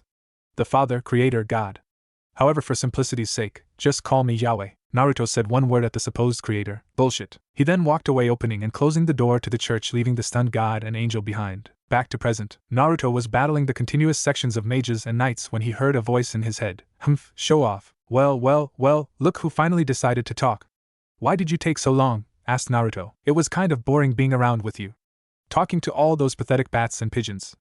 "A nice nap sounded better than hearing the jargon coming out from their mouths," said Kurama. "Show a slight amount of respect, Kurama. Some of them are my friends, you know," said Naruto with a wry smile. Kurama ignored him and continued, "And I wake up to find you playing with these small fries when you could have just erased them without breaking a sweat if we worked together. Staying all day long cooped up in your body is not helping me control my destructive tendencies. Even I need a good stretch sometime." "Well, sorry, but I cannot go all out now, Kurama. I don't want to reveal all my power to these guys. Most of them still don't know about you. The time will come where we can rock and roll, just like the good old times. So be patient, alright," said Naruto. "Humph. Look out for the one in front of you though. She's a grade higher than the other bats that fly around you," told Kurama. Naruto looked at his sides to find the faction leaders fighting the others beside him. He then noticed Azazel, who came near him and said, "Sorry, we just could not let you take all the action yourselves.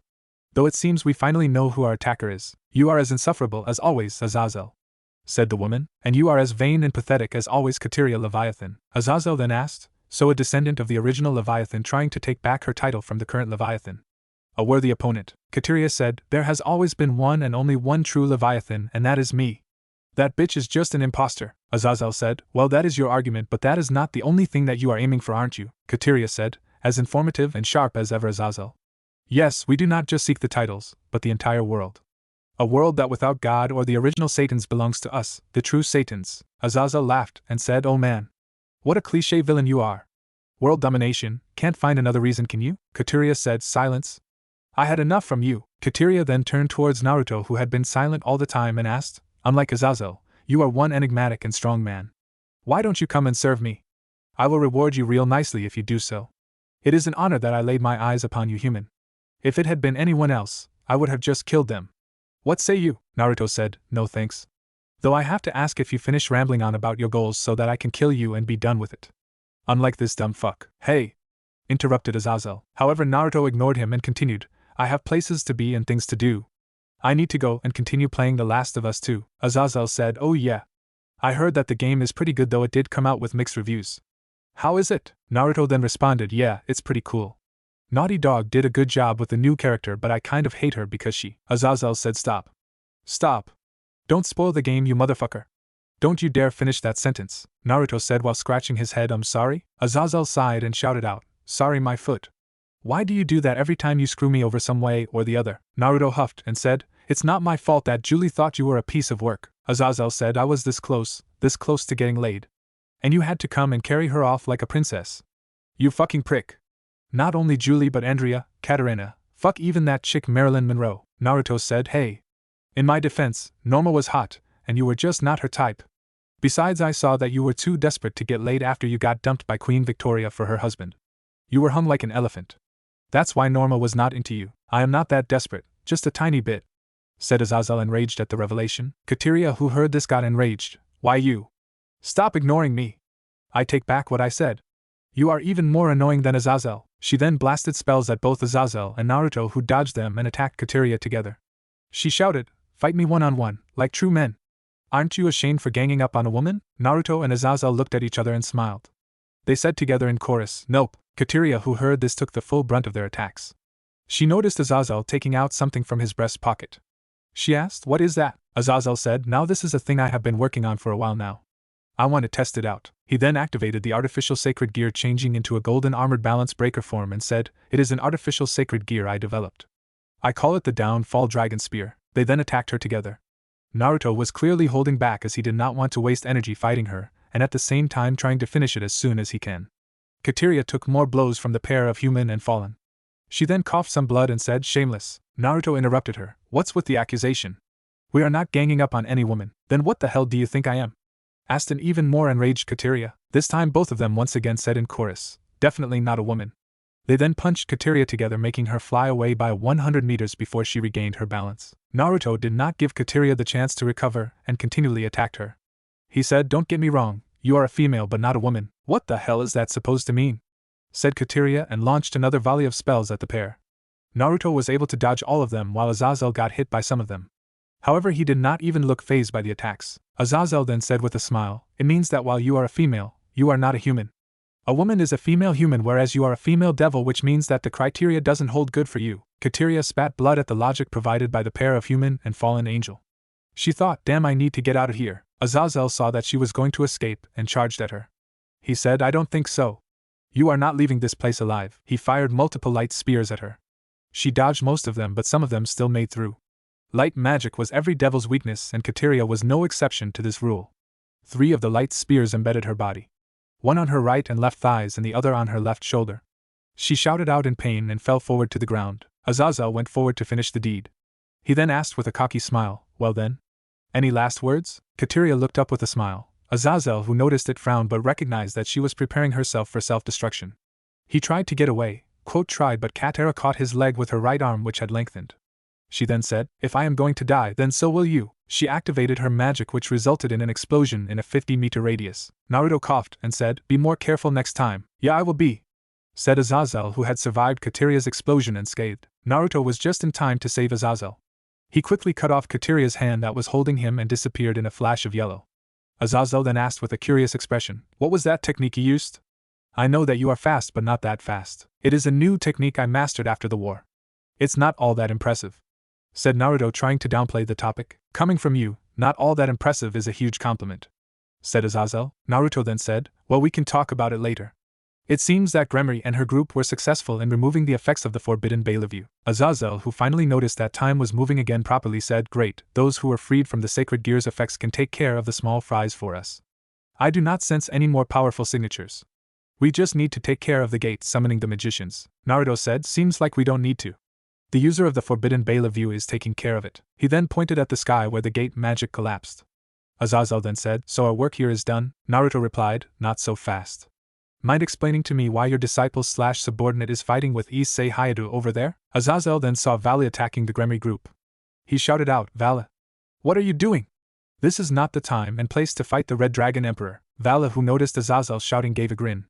He shouted out, "Sorry, Azazel, however there has been a change of plans." "Well, it seems that your subordinate is going rogue," said Naruto. "Why can't you just stay put?" "Bad, Valle, bad," shouted Azazel. Naruto then asked, "So you are the traitor that became the link to the gate magic, huh? I did not guess that you would work willingly alongside Ophis." "Albion, things change, Reaper," said Albion, confirming Naruto's words. "Ophis?" shouted out the rest of the group. "So you knew?" asked Azazel. Naruto snorted, like I could not recognize that energy that Kateria used. Valle then said, "Well, this side of the game is rather interesting. No offense, Azazel, but things were getting rather dull for me in your group." Azazel said, "Dull? Well, that would explain it. Though I do guess you joining the group doesn't surprise, seeing as you are a descendant of one of the old Devil Kings." "Wait, what?" shouted out the rest of the group, excluding Naruto. Naruto looked at him and said, "White hair and a Devil King's descendant. So you are one of Lucifer's kids, aren't you?" Valle then introduced himself. "That's right, my name is Valle Lucifer. My father was the grandson of the original Lucifer while my mother was a human. I am a half-breed." He then looked at Naruto. "I must confess I did not know who you were when we met, but I finally remember. You are the ghost of High Haven, aren't you? I heard many things about you from my father while the bastard was still alive." Naruto remained silent. Issei, who was curious about knowing more about his grandfather, asked, "Wait, so he's famous?" Instead of Vala, it was Surzex who answered, "Famous is an understatement. He is a legend on the battlefield. He was publicly acclaimed as the strongest human and has many accomplishments, but one stands above all." Rias asked, "And that is?" Surzex said, "He bested the original Lucifer in single combat and cut out his right arm." Vala, who had been silent the entire time, said to Naruto, "I know that I am still not strong enough to beat you, Reaper. However, I hope to have a great time battling you in the future." He then turned toward Issei and said, "Though Issei Hayato, you are the one I want to fight the most. I want to ultimately prove that I am the strongest among the heavenly dragons once and for all." Issei said meekly, "No thanks, Vala. Right now I have something to protect." Vala said, "Is that so? That's a shame. It is a good thing that you have something to protect. Dragons grow much stronger when their emotions are amplified. It seems you lack a motive to fight against me. How about I give you one? I can kill your parents, and you can come fight me to get your revenge. An avenger. That's a good reason, is it not?" Issei, who heard that, got excited and said, "You sick bastard. Leave my parents out of this." It then, as expected, turned out to be a skirmish between the dragons. Azazel asked, "Are you not going to interfere? You do have the power to stop the two." Naruto shook his head. "No, I want to see Issei's potential like Vala does." Anyone with half a mind can easily find that Vala is just taunting Issei. If Issei loses, then this will be a good lesson for him. Azazel, who heard that, said, "Wow, harsh as ever, aren't you? You do know that there is a chance for one of your students to die, right?" Naruto snorted and said, "My teaching methods have always been the same, Azazel. I will only interfere if things blow out of proportion." Then the fight between Issei and Vala happened until Biko interfered and called Vala back. The pair of them left via the darkness. The attack was finally over. Everyone relaxed and the members of the three factions tend to their wounds. Naruto, who then looked at the faction heads, asked, "Well then, since this place has already been compromised, it is best we leave for safety. It is unwise for us to hang around." The rest, who heard the suggestion, agreed. However, Surzex interfered and asked, "Wait. One more thing. When Michael said that you were mediating, he also said that you had a proposition to make. I believe we still have some time to hear it." Michael said, "Yes, I agree with what the Lucifer said." Naruto then looked at Azazel, who shrugged his shoulders and said, "Well, I can't be the only one to complain when all the others agreed. So go on." Naruto said, "Thank you for giving the time." Naruto then continued, "In short, I wish to reinstate the Knights Templar order, but with a new purpose." All the present members except the angel faction leaders had been stunned. Azazel, who heard that, laughed and said, "Ha ha ha ha ha, it seems something interesting popped up." 1128 AD. It was the next day after Naruto had met the seraphim Gabriel and the person who called himself God. Naruto woke up to the morning sunrise and did some stretches. He opened the windows to the room he was staying at to get some fresh, cool air. He then did his morning rituals and went for a walk. Naruto went downstairs and asked the proprietress of the inn about his friends, as he did not find them in their rooms. He then heard that they had gone for a meeting with Bernard. Naruto figured that it must not involve him and understood that if he went there, matters will only get worse. He then decided to go for a morning walk around the town. The town had nothing much to offer except some hard-working town folk going about their business with a smile. He went by the city market to buy some fruits to eat while on his walk. As he was walking among the crowds, he felt the presence of a hand on his shoulders. The guy who put the hand said, "Is it that annoying to listen to me?" Naruto snorted and said, "Oh please, like I would listen to a guy who likes to bullshit." And there it is again. "Why is it so hard for you to believe that I am God?" "No, I believe you are the God that my friends and these people on the streets worship. What I don't believe is that you are the creator of the Alpha and the Omega." God stayed silent at that. Naruto continued, "The others can be fooled but not me. I have seen creation firsthand and understand the intricacies. You may have created some humans like Adam and Eve, but you did not create all the humans. That is because each human requires a soul, and if I go according to your faith, the soul either ascends to heaven or descends to hell. If that is so, then you have to be constantly creating souls. Each soul, even that of a baby, requires a huge amount of energy to take form. The amount of energy you have does not explain the amount of souls present in this era. The math does not work out." It was then God asked, "So how do you explain the creation of humans then?" "Simple. The existence of other pantheons. The heathens, or so your religion has come to call them. They also help in creating the humans by supplying their energy, do they not?" God, who had heard this, turned silent. He then started chuckling. Soon the chuckling turned into a full-blown laughter. However, no one noticed the presence of the being, as if he did not exist. God said, "You got me. You got me real good. You are a bright one, aren't you, like I said before? I just know a lot of stuff. Though I suppose you did come here when you found out that there was a guest to your world. Ha ha ha, I found out about you long ago. I found you when you came to this universe. You were an abnormality, as you were not tied down to any of the basic laws for the soul in the universe, only the physical laws such as time, space, and reality. However, you had an energy that I have seen before, a type of primordial energy that I use for creation. I did not know how you had it, but I was curious. So I thought I can help a fellow being out. So you were the one who led Padre to me, didn't you? I did. Giovanni was a kind man. He may have suffered and inflicted suffering in his youth, but he more than made it up for that by his repentance in his older days. How is he? He is doing fine. He is happy where he is and finally found the answer he was looking for. That's good to hear. The both of them remained silent for a while. Naruto was silent because he was reminiscing about the days he spent with Giovanni. Yaoi was silent because he read Naruto's mood. They went back to the church where they earlier met Gabriel. She was excited to meet her father once again, like a puppy that had been waiting for her master. However, the moment she noticed Naruto, she stomped her foot and turned her face to the other side with a cute pout. Naruto, who saw this, thought, "See cute," but coughed the next moment. He then gave a wry smile and said, "I apologize for my actions yesterday, Lady Gabriel." Gabriel huffed in a cute manner and said, "It is not me that you should be apologizing to." Naruto looked at God, asking for the answer. God said with a smile, "It seems that Gabriel wants you to apologize to me for your swearing yesterday." Naruto, who heard this, coughed. He did not mind apologizing to Gabriel, but he did not want to apologize to him. He looked at God, giving him an innocent smile, but Naruto knew better. Under that smile he saw an irritating smile that he recognized as one of his own. The smile he gives when he pulled off a fast one. The smile of a prankster. He then looked at Gabriel, who did not turn to talk to him. He found her face to be cute. Too cute that he eventually gave in to the cuteness. Naruto thought, fuck it. Cuteness for the win. Naruto then gave his apology while gritting his teeth and stressed each word. Sorry, God. Please. Forgive me. God gave Naruto a smile. Oh. You did not have to apologize. I am not so petty enough to remember your passing remarks. Naruto actually spat blood at that comment. He then thought, enjoy your victory while you can, you piece of shit. You don't mess with the king of pranksters and think you can get away. The war has begun, bastard. However, all those thoughts were crushed when he saw a worried face of Gabriel in front of him, innocently asking him, "Are you alright?" Naruto looked at the face and thought, she's too innocent. Must protect her. His brotherly instincts had popped up right at that time. He then said, "No worries. I am not so weak and fragile, you know." Gabriel smiled at him, and he gave a smile of his own. However, after a few moments, he turned serious and looked at Yaoi. He asked, "I think it's time you finally tell me what's going on. I don't suppose that you are here to visit me just because you were in the area. I know that you are far too busy for that. What do you need from me?" God turned serious and said, "You are right. I do need you to do something for me. I suppose I'll do it, but of course don't expect it to be free," said Naruto. He may have been part of the God's forces now, but still he was a shinobi at heart. So as any shinobi, he expects to get paid for his services. The free night thing he does as a Templar is different because there he serves the people. "No, I don't. I will give you something of equal value for what you do for me," replied God. "So let's hear it. What is it that you want me to do?"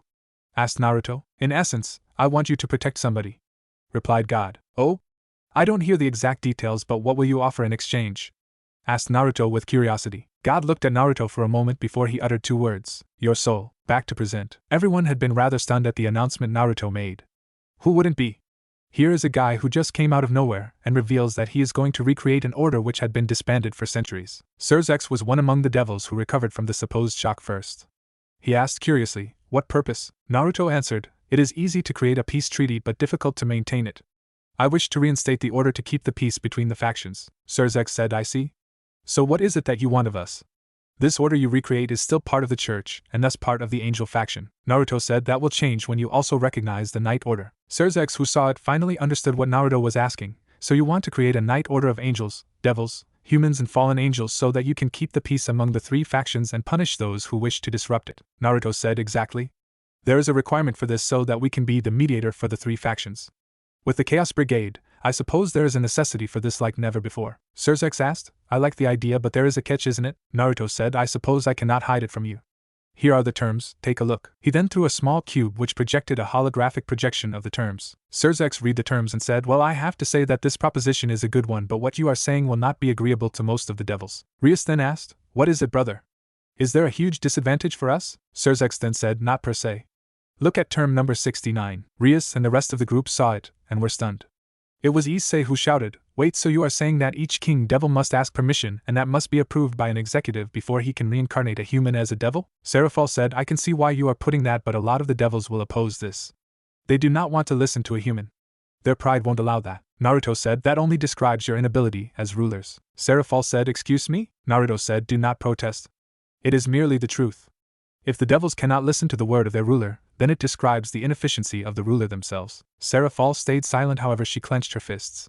Issei, who had been confused, asked, "Wait, Can someone explain to me what's going on? Naruto sighed and said, Issei, God created sacred gears for the humans so that they can protect themselves from the devils of that time. However, with the evil peace system in line, the sacred gear users are seen as weapons by each of the three factions. Each faction wants to grow stronger than the other. The devils, however, have the greater advantage in this area.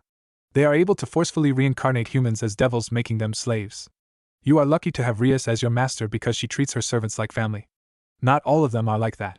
This only seeks to destabilize the peace between the factions. Surzex continued, by what you are proposing, devils are still able to reincarnate others but only those who are willing. You are basically acting as the screening for the humans. Naruto said, yes. However, it is not only the devils who are compromising. The angels and the fallen must also compromise. Michael nodded and said, the angels along with the church are willing to give more territory for the other factions to operate. Azazel said, yeah, it is kind of a drag for me to willingly give my research results away, but if it is for the peace then I am alright with providing the techniques for creating artificial sacred gears. They might be weaker than the original ones, but it is still a reasonable substitute. Naruto then unfolded a piece of paper from his breast pocket. He then read it out loud so that everyone could hear. By my authority as Pope and by the will of God, I, Pope Francis, hereby reinstate the Knights of Solomon's Temple.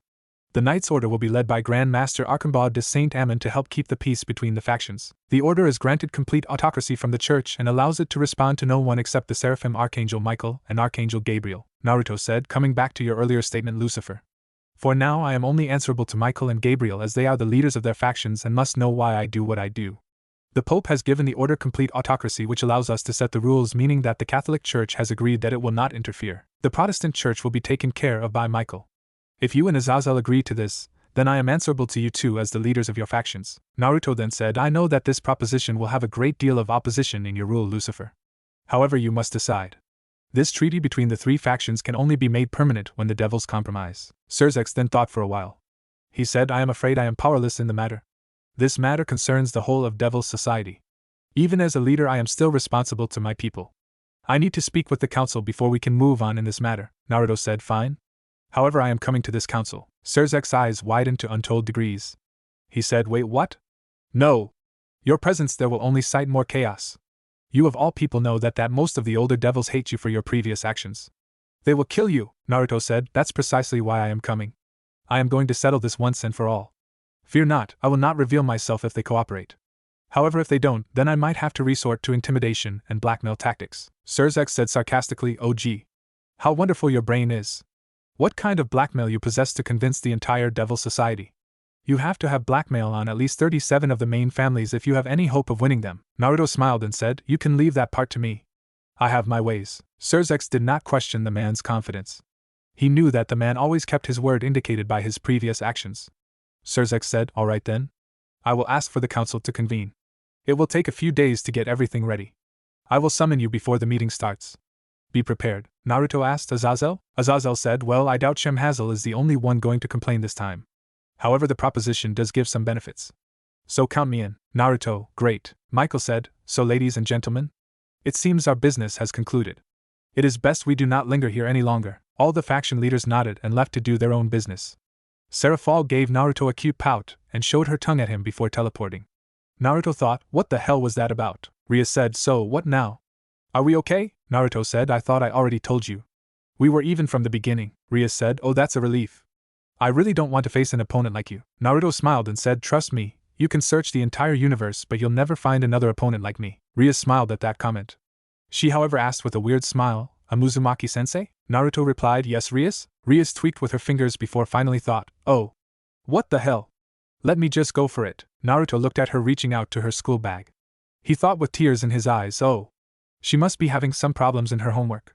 What a dedicated student I have raised. However, that thought of his was shattered to a million pieces when he finally heard her speak. Could you sign this for me? That idiot brother of mine was too shy to ask because of the presence of other faction leaders, but he said that he wanted an autograph from you. He said that he had always been an admirer. Naruto thought, a autograph. He then began to chuckle, then the chuckle turned into a full-blown laughter. He took a pen from his pocket and signed on the notebook as Arcambaude de Saint-Amand. He looked at Rias and said, do you want a signature too? Rias shook her head, nah, it's fine. Naruto then said, well, it seems you guys had a long day. Why don't you go and rest up? We can catch up later. Rias said, yeah? Some rest sounds nice. See you later, sensei. The rest of the peerage including Issei bowed and said, goodbye Uzumaki-sensei. Naruto waved goodbye to them. However, he called Issei and said, Issei? May I have a word with you? Issei looked at him, and then looked at Rias, who said, Go. I'll be waiting for you back at the house. Issei then nodded. Rias and the rest of the peerage vanished via teleportation magic. Once they were alone, Issei asked, What's up, Gramps? Naruto turned stern, making Issei sweat a little. Issei then asked, What happened, Grandpa? Is something wrong? Naruto sighed and said, There are a lot of problems on my mind, Issei, but you are the one who concerns me right now. Me, what did I do? Asked Issei, pointing to himself. Naruto said, Issei, tell me honestly. Do you believe yourself to be strong? Issei turned silent at that. He knew that he was weak as compared to Vala or the rest of the peerage minus Asia. He can barely hold his own in a fight. Naruto said, You are weak, Issei. You are too weak. Not in the sense of your fighting capabilities but on your resolve. Resolve? Asked Issei. Naruto nodded. Tell me. Why do you fight, Issei? Issei did not have an answer at first. He thought long and hard on the question. He then said, I don't know. If you had asked the same question to me 2 months ago, I would have responded that I want to become a harem king. However, right now, thinking on what you said, I doubt whether that is what I fight for. Naruto said, You are thinking. That's a good sign. Tell me the answer when you come up on it. However, know this, a person's potential is measured by the strength of his resolve. Every successful person is successful because they have that resolve. Having the resolve is the first and fundamental step. Meditate on it. He then continued, Other than that, I have to say that you did pretty good in today's battle. However, remember this, it is never a good thing to lose your cool in front of your enemies. I understand your feelings when Vala threatened your parents, but learn to hide those feelings. Show your anger through your actions, fuel that anger as energy, but do not let it consume you. Don't let your anger turn into rage. If you do that, then you will only fall into your opponent's trap and do as they will. That's all I wished to say to you. Issei asked, Wait. Why did you say this to me? Naruto shrugged his shoulders and said, I said it because I felt it. You have potential, Issei, great potential. With Drake by your side you can accomplish many things. A harem is just a small prize. I want you to grow strong that you may protect yourselves and your family. Now go back home. It's already late, and I am sure Mickey will be worried back at home. Issei asked, One last thing. Naruto looked at Issei and cued him to go on. Issei took a deep breath and asked, Will you be willing to train me and the rest of the peerage? Naruto smiled at Issei and said, Nope. Issei looked shocked at that. He asked, but you said. Naruto sighed and decided to explain himself. He said, I told you that I wanted you to grow strong, but never once did I say that I'll help you get stronger. I want you to do that on your own. I need you to find your own strengths and weaknesses. You have friends, Issei. You have plenty of resources. Just open your eyes and you will see an ocean of knowledge. Besides, my style of combat is not suitable for you. Kaneko may come close to what I use, but she cannot inscribe my technique into hers. Issei, who heard the explanation, turned silent. He was a little disappointed that he cannot get his grandfather to train him, but he accepted the reasoning. Naruto, who saw that side further before he smiled, Alright, change of plans. Let's go get some ramen together. Alright with you? Issei, who heard that, felt a little better. He nodded. Both of them went to the ramen stand they visited last time.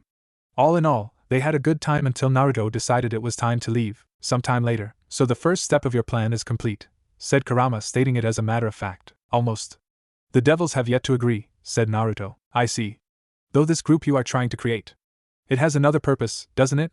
Asked Kurama. Yes. The group will exist to keep the peace, but being the head of the group, it also allows me to move more freely and investigate the whereabouts of the Sephiroth Grail, said Naruto. He then unsealed a box from the scroll he took from the Vatican. He had more or less stored all of his original possessions on him, but this box and the robes he possessed were stored away over there. He then dusted the box and opened it. Inside he found a silver ring which had a red cross embedded on it. Kurama said, I hope you did not go through all the trouble of accessing your vault just so you could retrieve a piece of jewelry, no matter the significance. Naruto said nothing. He inputted a slight amount of his magic. The ring gave a blue projection of the world with golden lights along with some names. Kurama saw the spots moving and looked at some of the names. Is that? Asked Kurama. Naruto said while grinning, These are going to be the new faces of the order. I had that annoying bastard God fashion it for me as payment. Getting all sentimental, are we? Asked Kurama with annoying look. The guy may have been annoying, he may have been an asshole, but he was still a good friend. A loyal friend, thought Naruto. Even if he did not admit it, he missed the poor sod. Naruto noticed all the dots and names on the map and saw the nearest one among them. Twice critical, is it? Well, a better start as any. 1128 AD. Naruto, Yahweh and Gabriel were standing together. However, Naruto was taking an offensive position while keeping a hand on his sword so that he could draw. He asked God, Is that a threat? God looked amused and said, No, it is not a threat if that is what you are thinking. If not, then what is it? Last time I checked I was still alive and healthy. That must mean that my soul should be within myself, said Naruto in a serious tone. God laughed and said, I see, so you don't know. Naruto asked confused, No what? God said, Well, let me rephrase my earlier sentence. I offer you to restore your soul. Naruto looked as if he understood what God was talking about. God smiled and said, well, you seem to be catching on quickly. I don't know by what means you came to this world, but it seems that the process has inflicted a huge damage to your soul. You, as of now, only possess 1/100th of what you possessed. Naruto thought, well, that would explain why Kurama is sleeping and why I cannot generate much chakra as before.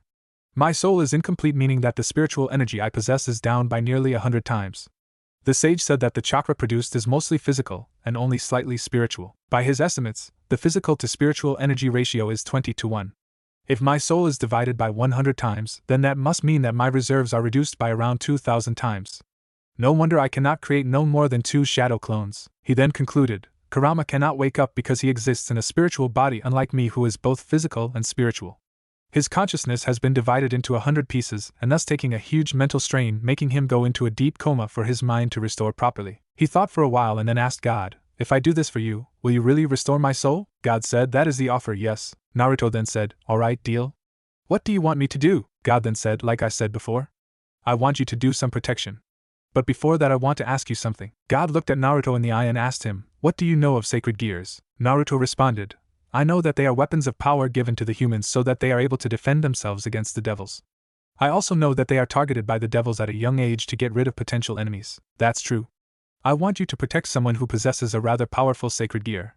The devils see it as a threat, said God. Naruto said, well, alright, so how long will this mission stand for and when can I expect my payment? God said, I will be honest with you. I don't know how long, but you can expect your payment after you complete your mission. Naruto frowned and asked, why can't you do it now? God sighed and said, I can, however I am pressed to do it with all the pressure I am facing. Yahweh then pet Gabriel on her head and gave her a smile. Gabriel was feeling sad that she could not help her father, and was disappointed with herself.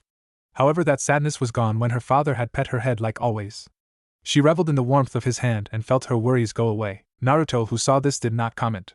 However, he was confused and so he asked, what ordeal is putting a being like you under pressure? God said with a grim face. He sighed, war.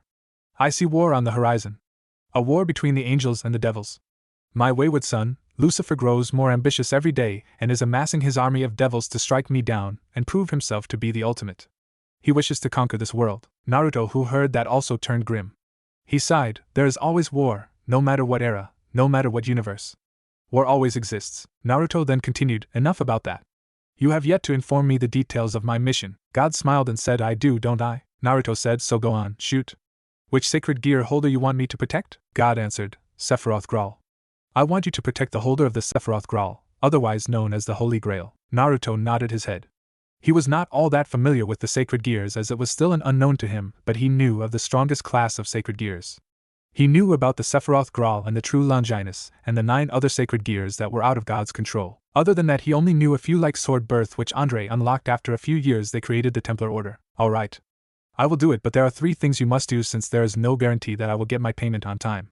It won't be unreasonable. God found it reasonable. Alright, go ahead. Ask what you want, Naruto said. My first request. I want you to give me the ability to use magic. You can see that I am not nearly as strong as I used to be, so I need something else to train under so that I can improve and protect your target. God nodded his head. He found it reasonable and said, alright. That can be done. Adding magic reserves to your body will not be a problem. The magic reserves of your body is related to your soul, but it is completely independent. Though I do need to peer into your memories a bit as I have to tamper with your mind so that it does not reject it. We can start immediately if you can agree to that. Naruto hesitated a little. However, that hesitation was soon out of his mind. He thought, what the hell? Nothing he learns will serve as a weakness to him. If he wanted to harm me, then he could have already done it anyway. Naruto nodded, alright. Do it. Yahweh nodded his head. He then moved forward and touched Naruto's head with his ring finger while closing his eyes. A light grew from his hands and soon started growing until it blinded the entire room. Naruto felt stronger than he did before. Yahweh reopened his eyes and said, it's done. Though I have to say, you have lived quite an adventurous life in your old world, my friend. Naruto smiled, yeah, it had its ups and downs, but that's life, isn't it? God nodded and said, yes. Yes, it is. So what is next? Naruto said, I want you to give me the ability to track any and all sacred gear holders wherever they are. God frowned, but he grew curious for his reasons and asked, why would you want that? Naruto said, the devils target these sacred gear users at a young age. With my resources, I can track down only a few of them, but if I am able to locate wherever they are, then I may be able to train them so that they can protect themselves and in time protect others who suffer the terror of the devils. God, who heard that, understood Naruto's reasoning. He then asked for Naruto's ring. He used his powers of creation and added a function to the ring. The ring glowed brightly before it retained the same silver like it did before. A blue projection came out of the ring with various golden dots on it with names of sacred gear near it. Naruto estimated them to be in the range of 100,000. He said, "This ring allows you to locate all sacred gears. It will give you a projection of their location on the globe along with the name of the sacred gear. I have imprinted this ring into your soul so that only you may use it.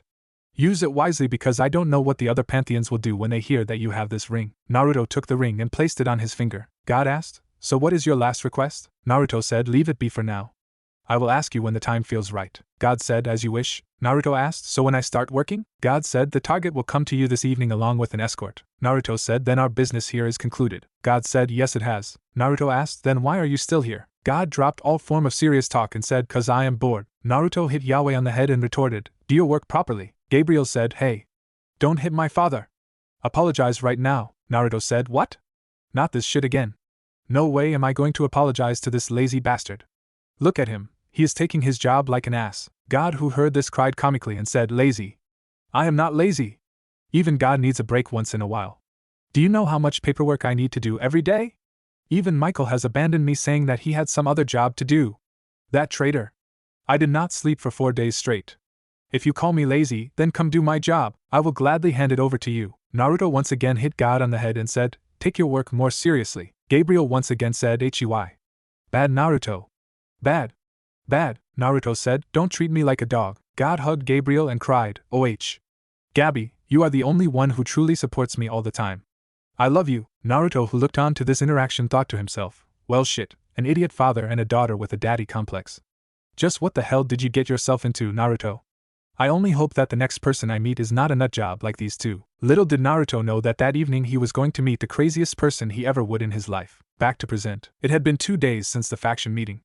Naruto had returned back to teaching at class normally. So did the others. Rias and Sona had a lot of questions to ask him.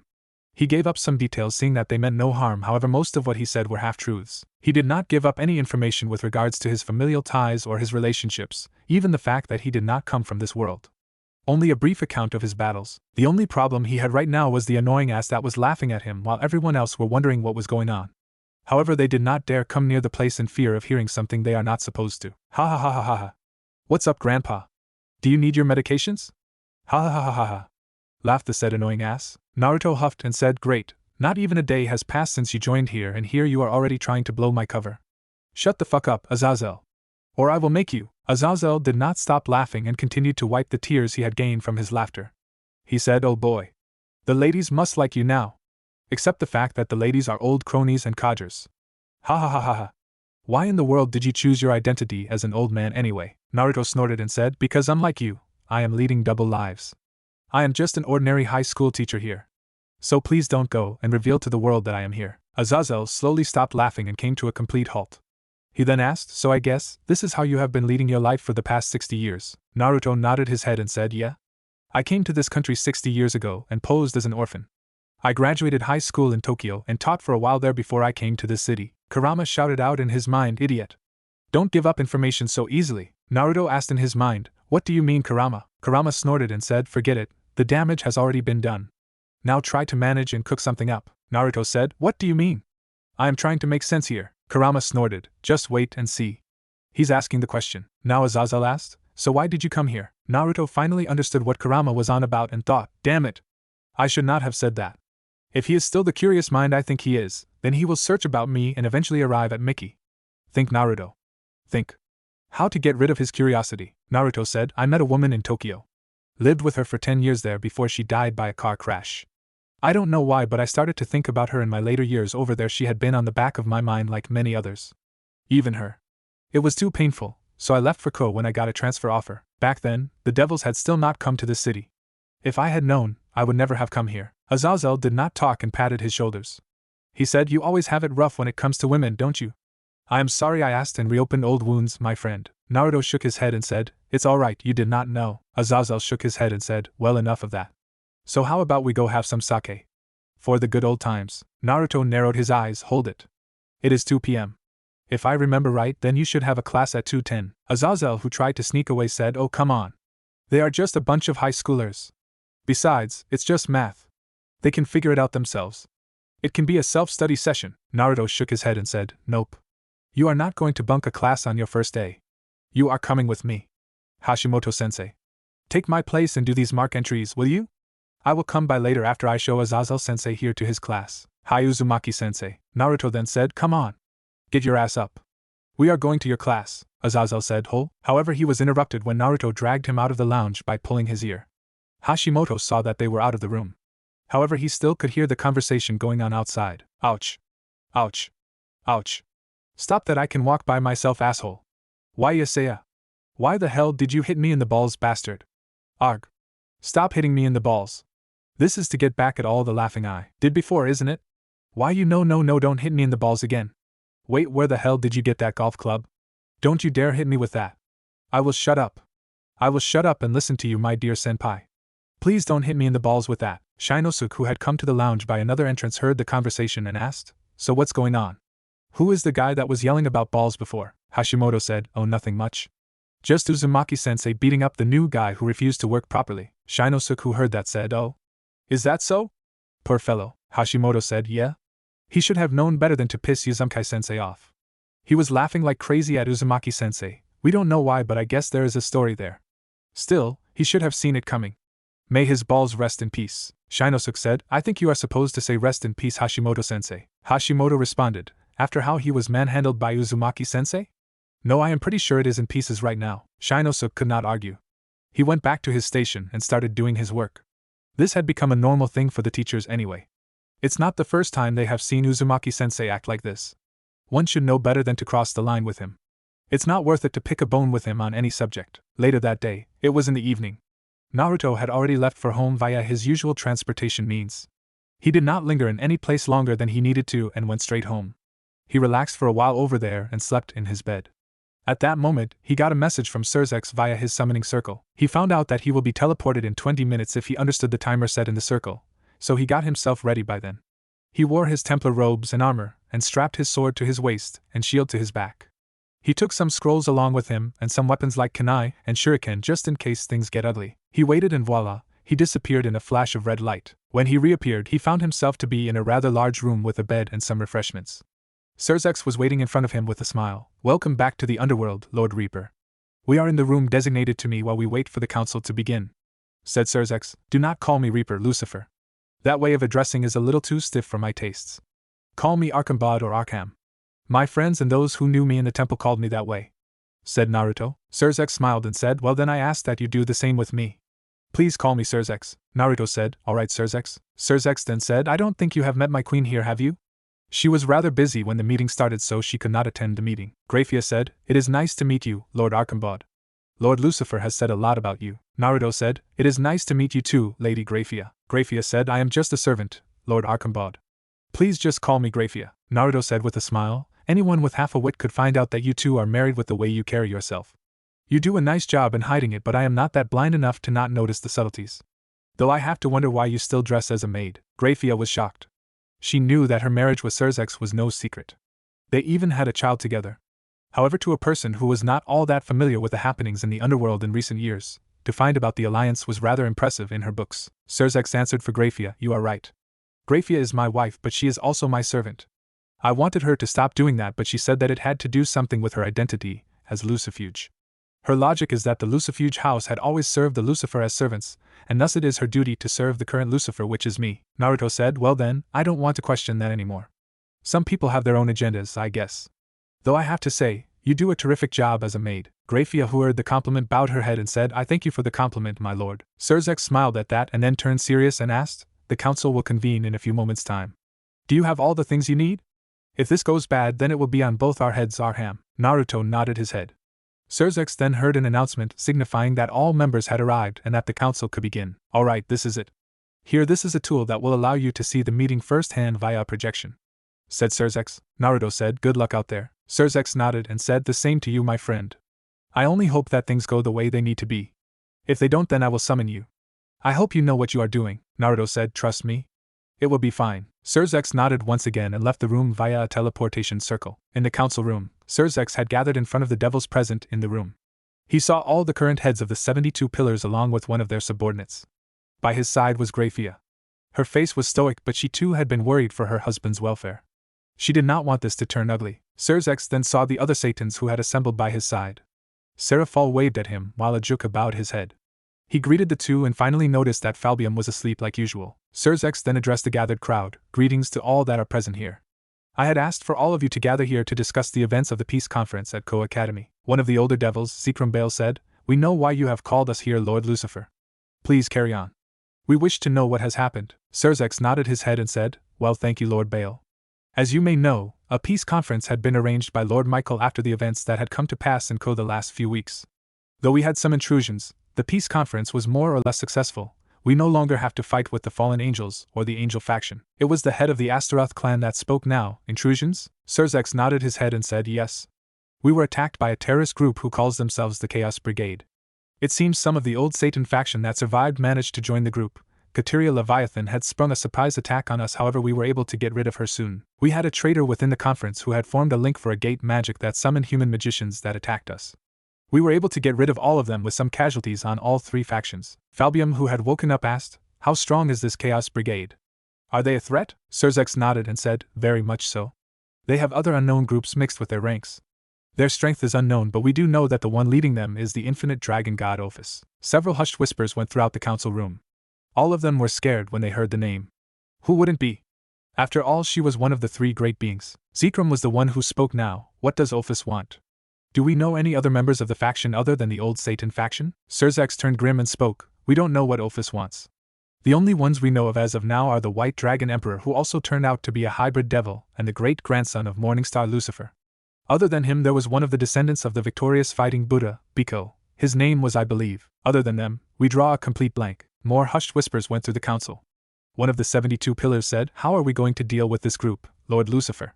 Are we going to stage an attack?" Sirzex shook his head and said, "No. We cannot do any such thing. We are powerless to fight against them. Ophis itself is already troublesome as it is, but combined with the White Dragon Emperor, they are a force to be reckoned with." Now cries of fear passed out through the halls, with many of them arguing among themselves. Each of the houses were of a different opinion, thus creating a commotion among them. Sirzex announced, "Silence. I demand silence." However, his cries were useless as they still argued among themselves. Sirzex narrowed his eyes and said while releasing his powers, "I said silence." The hall turned silent at that. He then said, "We are not able to face them alone, that is the truth. Luckily we are not alone. The other factions have also realized this threat and are willing to work along with us." There were hushed whispers once again. While most were relieved that they were not alone in this matter, there were a few voices who did show their dissent on the matter. Zekrom asked cautiously, "Can we trust them, Lord Lucifer? I believe this is a scheme made by the other to weaken us." Sirzex said, "There is no scheme or ploy in this matter. The other factions have laid out terms for the peace treaty. I urge you to read through them." They all read the peace treaty on the screen displayed in front of them. However, once it was read, there was an outrage. One of the more open voices in the group shouted out, "What is the meaning of this? They want us to get approval from this reinstated Templar Knight Order before we can use evil pieces on humans? This is unacceptable." Many other voices agreed. They all shouted out that it was not fair for the devils and vehemently opposed the term. Some of the older devils were already opposing the proposition as the word Templar left a bad taste in their mouths, and they did not wish to see those knights again. Zeoticus asked, "I can understand why they laid out these terms, Lord Lucifer, but the problem is that we are controlled by this group in regards to power." Serafal said, "It is no secret that the evil pieces system has its disadvantages with regards to recruiting peerages forcefully. This Templar Knight Order wishes to put a stop to that. They will not interfere when the human recruit is willing to serve. However, if it is found out that they are forced on the issue, then there will be punishments involved. This is what they seek." Sirzex nodded and said, "It is as Serafal said. They are asking us to compromise on this issue. Personally, I am inclined to this matter because what we lose is less as compared to what we gain." Ajuka Beelzebub, who had been silent all the time, said, "I stand by what Sirzex said." "Lord Beelzebub!" shouted out some devils. Ajuka said, "For far too long we have had issues with regards to forced recruiting. I did not predict this when I created the evil pieces and have long been trying a way to prevent this from happening. Thus I completely support agreeing to terms." Some of the younger devils who heard their leaders talk in this manner also thought about it themselves. They agreed that what they lose is just a small thing compared to what they gain. However, the older devils like Zekrom opposed this motion strongly. They did not want to lose power. Zekrom said, "Who is the one that shall lead this reinstated Templar Knight Order?" Sirzex said, "A human who is not related to any of the factions. At least not anymore." There were even greater outcries at this. The devils cannot accept this because it was a human who leads the order. Their pride is too big to bow down to a human. The argument went back and forth for a while until Sirzex asked, "Enough. Let's decide this by a vote. All those in favor?" Sirzex saw that a few hands, including his father and the Citri family head, had risen their hands. He sighed and asked, "All those who are against?" He then saw many devils who raised their hands. It was an absolute majority. Sirzex sighed and looked at Seraphol. He then saw her giving the signal with a wry smile. Sirzex gave a wry smile of his own. He said, so be it. I did not want to do this, but I more or less knew that this would be the result. Zekrom narrowed his eyes and said, what are you insinuating, Lord Lucifer? They then heard a voice in one of the corners. He is saying that he did not want me to get involved, Zekrom. All of the devils looked at the speaker. They saw an intruder who had barged in their meeting and shouted, Intruder! Intruder! We have an intruder! The guards who were outside came rushing in. They went towards the said intruder with their weapons in hand and rushed towards him. The intruder merely walked towards the place while ignoring the warnings of the guards. He released a tremendous amount of pressure that made all the weaker devils fall on their knees, which included the guards, while the stronger ones were on high alert. The intruder slowly walked to the center of the stage. The older devils who had seen him recognized him and shouted out, Impossible! How is he here? Why is he still alive? The intruder who turned out to be Naruto in his Reaper persona. He then looked at Zekrom. Both of them looked at each other with narrowed eyes before Zekrom decided to talk. I thought you were dead, though I suppose the dead do not walk on two legs and talk like you do they? It has been a while, Arcambod, Naruto said. It sure has been, Bale. Now then, why don't we get down to business? Sirzex only shook his head at the reckless way Naruto entered the hall and thought, well, let's just get this over with, he said. This is no intruder. Allow me to present you Arcambod de Saint Amand, founding member, former spymaster and Grand Inquisitor of the Knights of Solomon's Temple, aka the Ghost of High Haven. He is the one who will be to lead this Night Order. 1128 AD. That same evening Naruto waited for his target to arrive. He was finally able to get rid of that annoying bastard. However, Gabriel stayed behind so that she could introduce him. Naruto enjoyed Gabriel's presence. He truly enjoyed her company, albeit wondering how she could still be so innocent.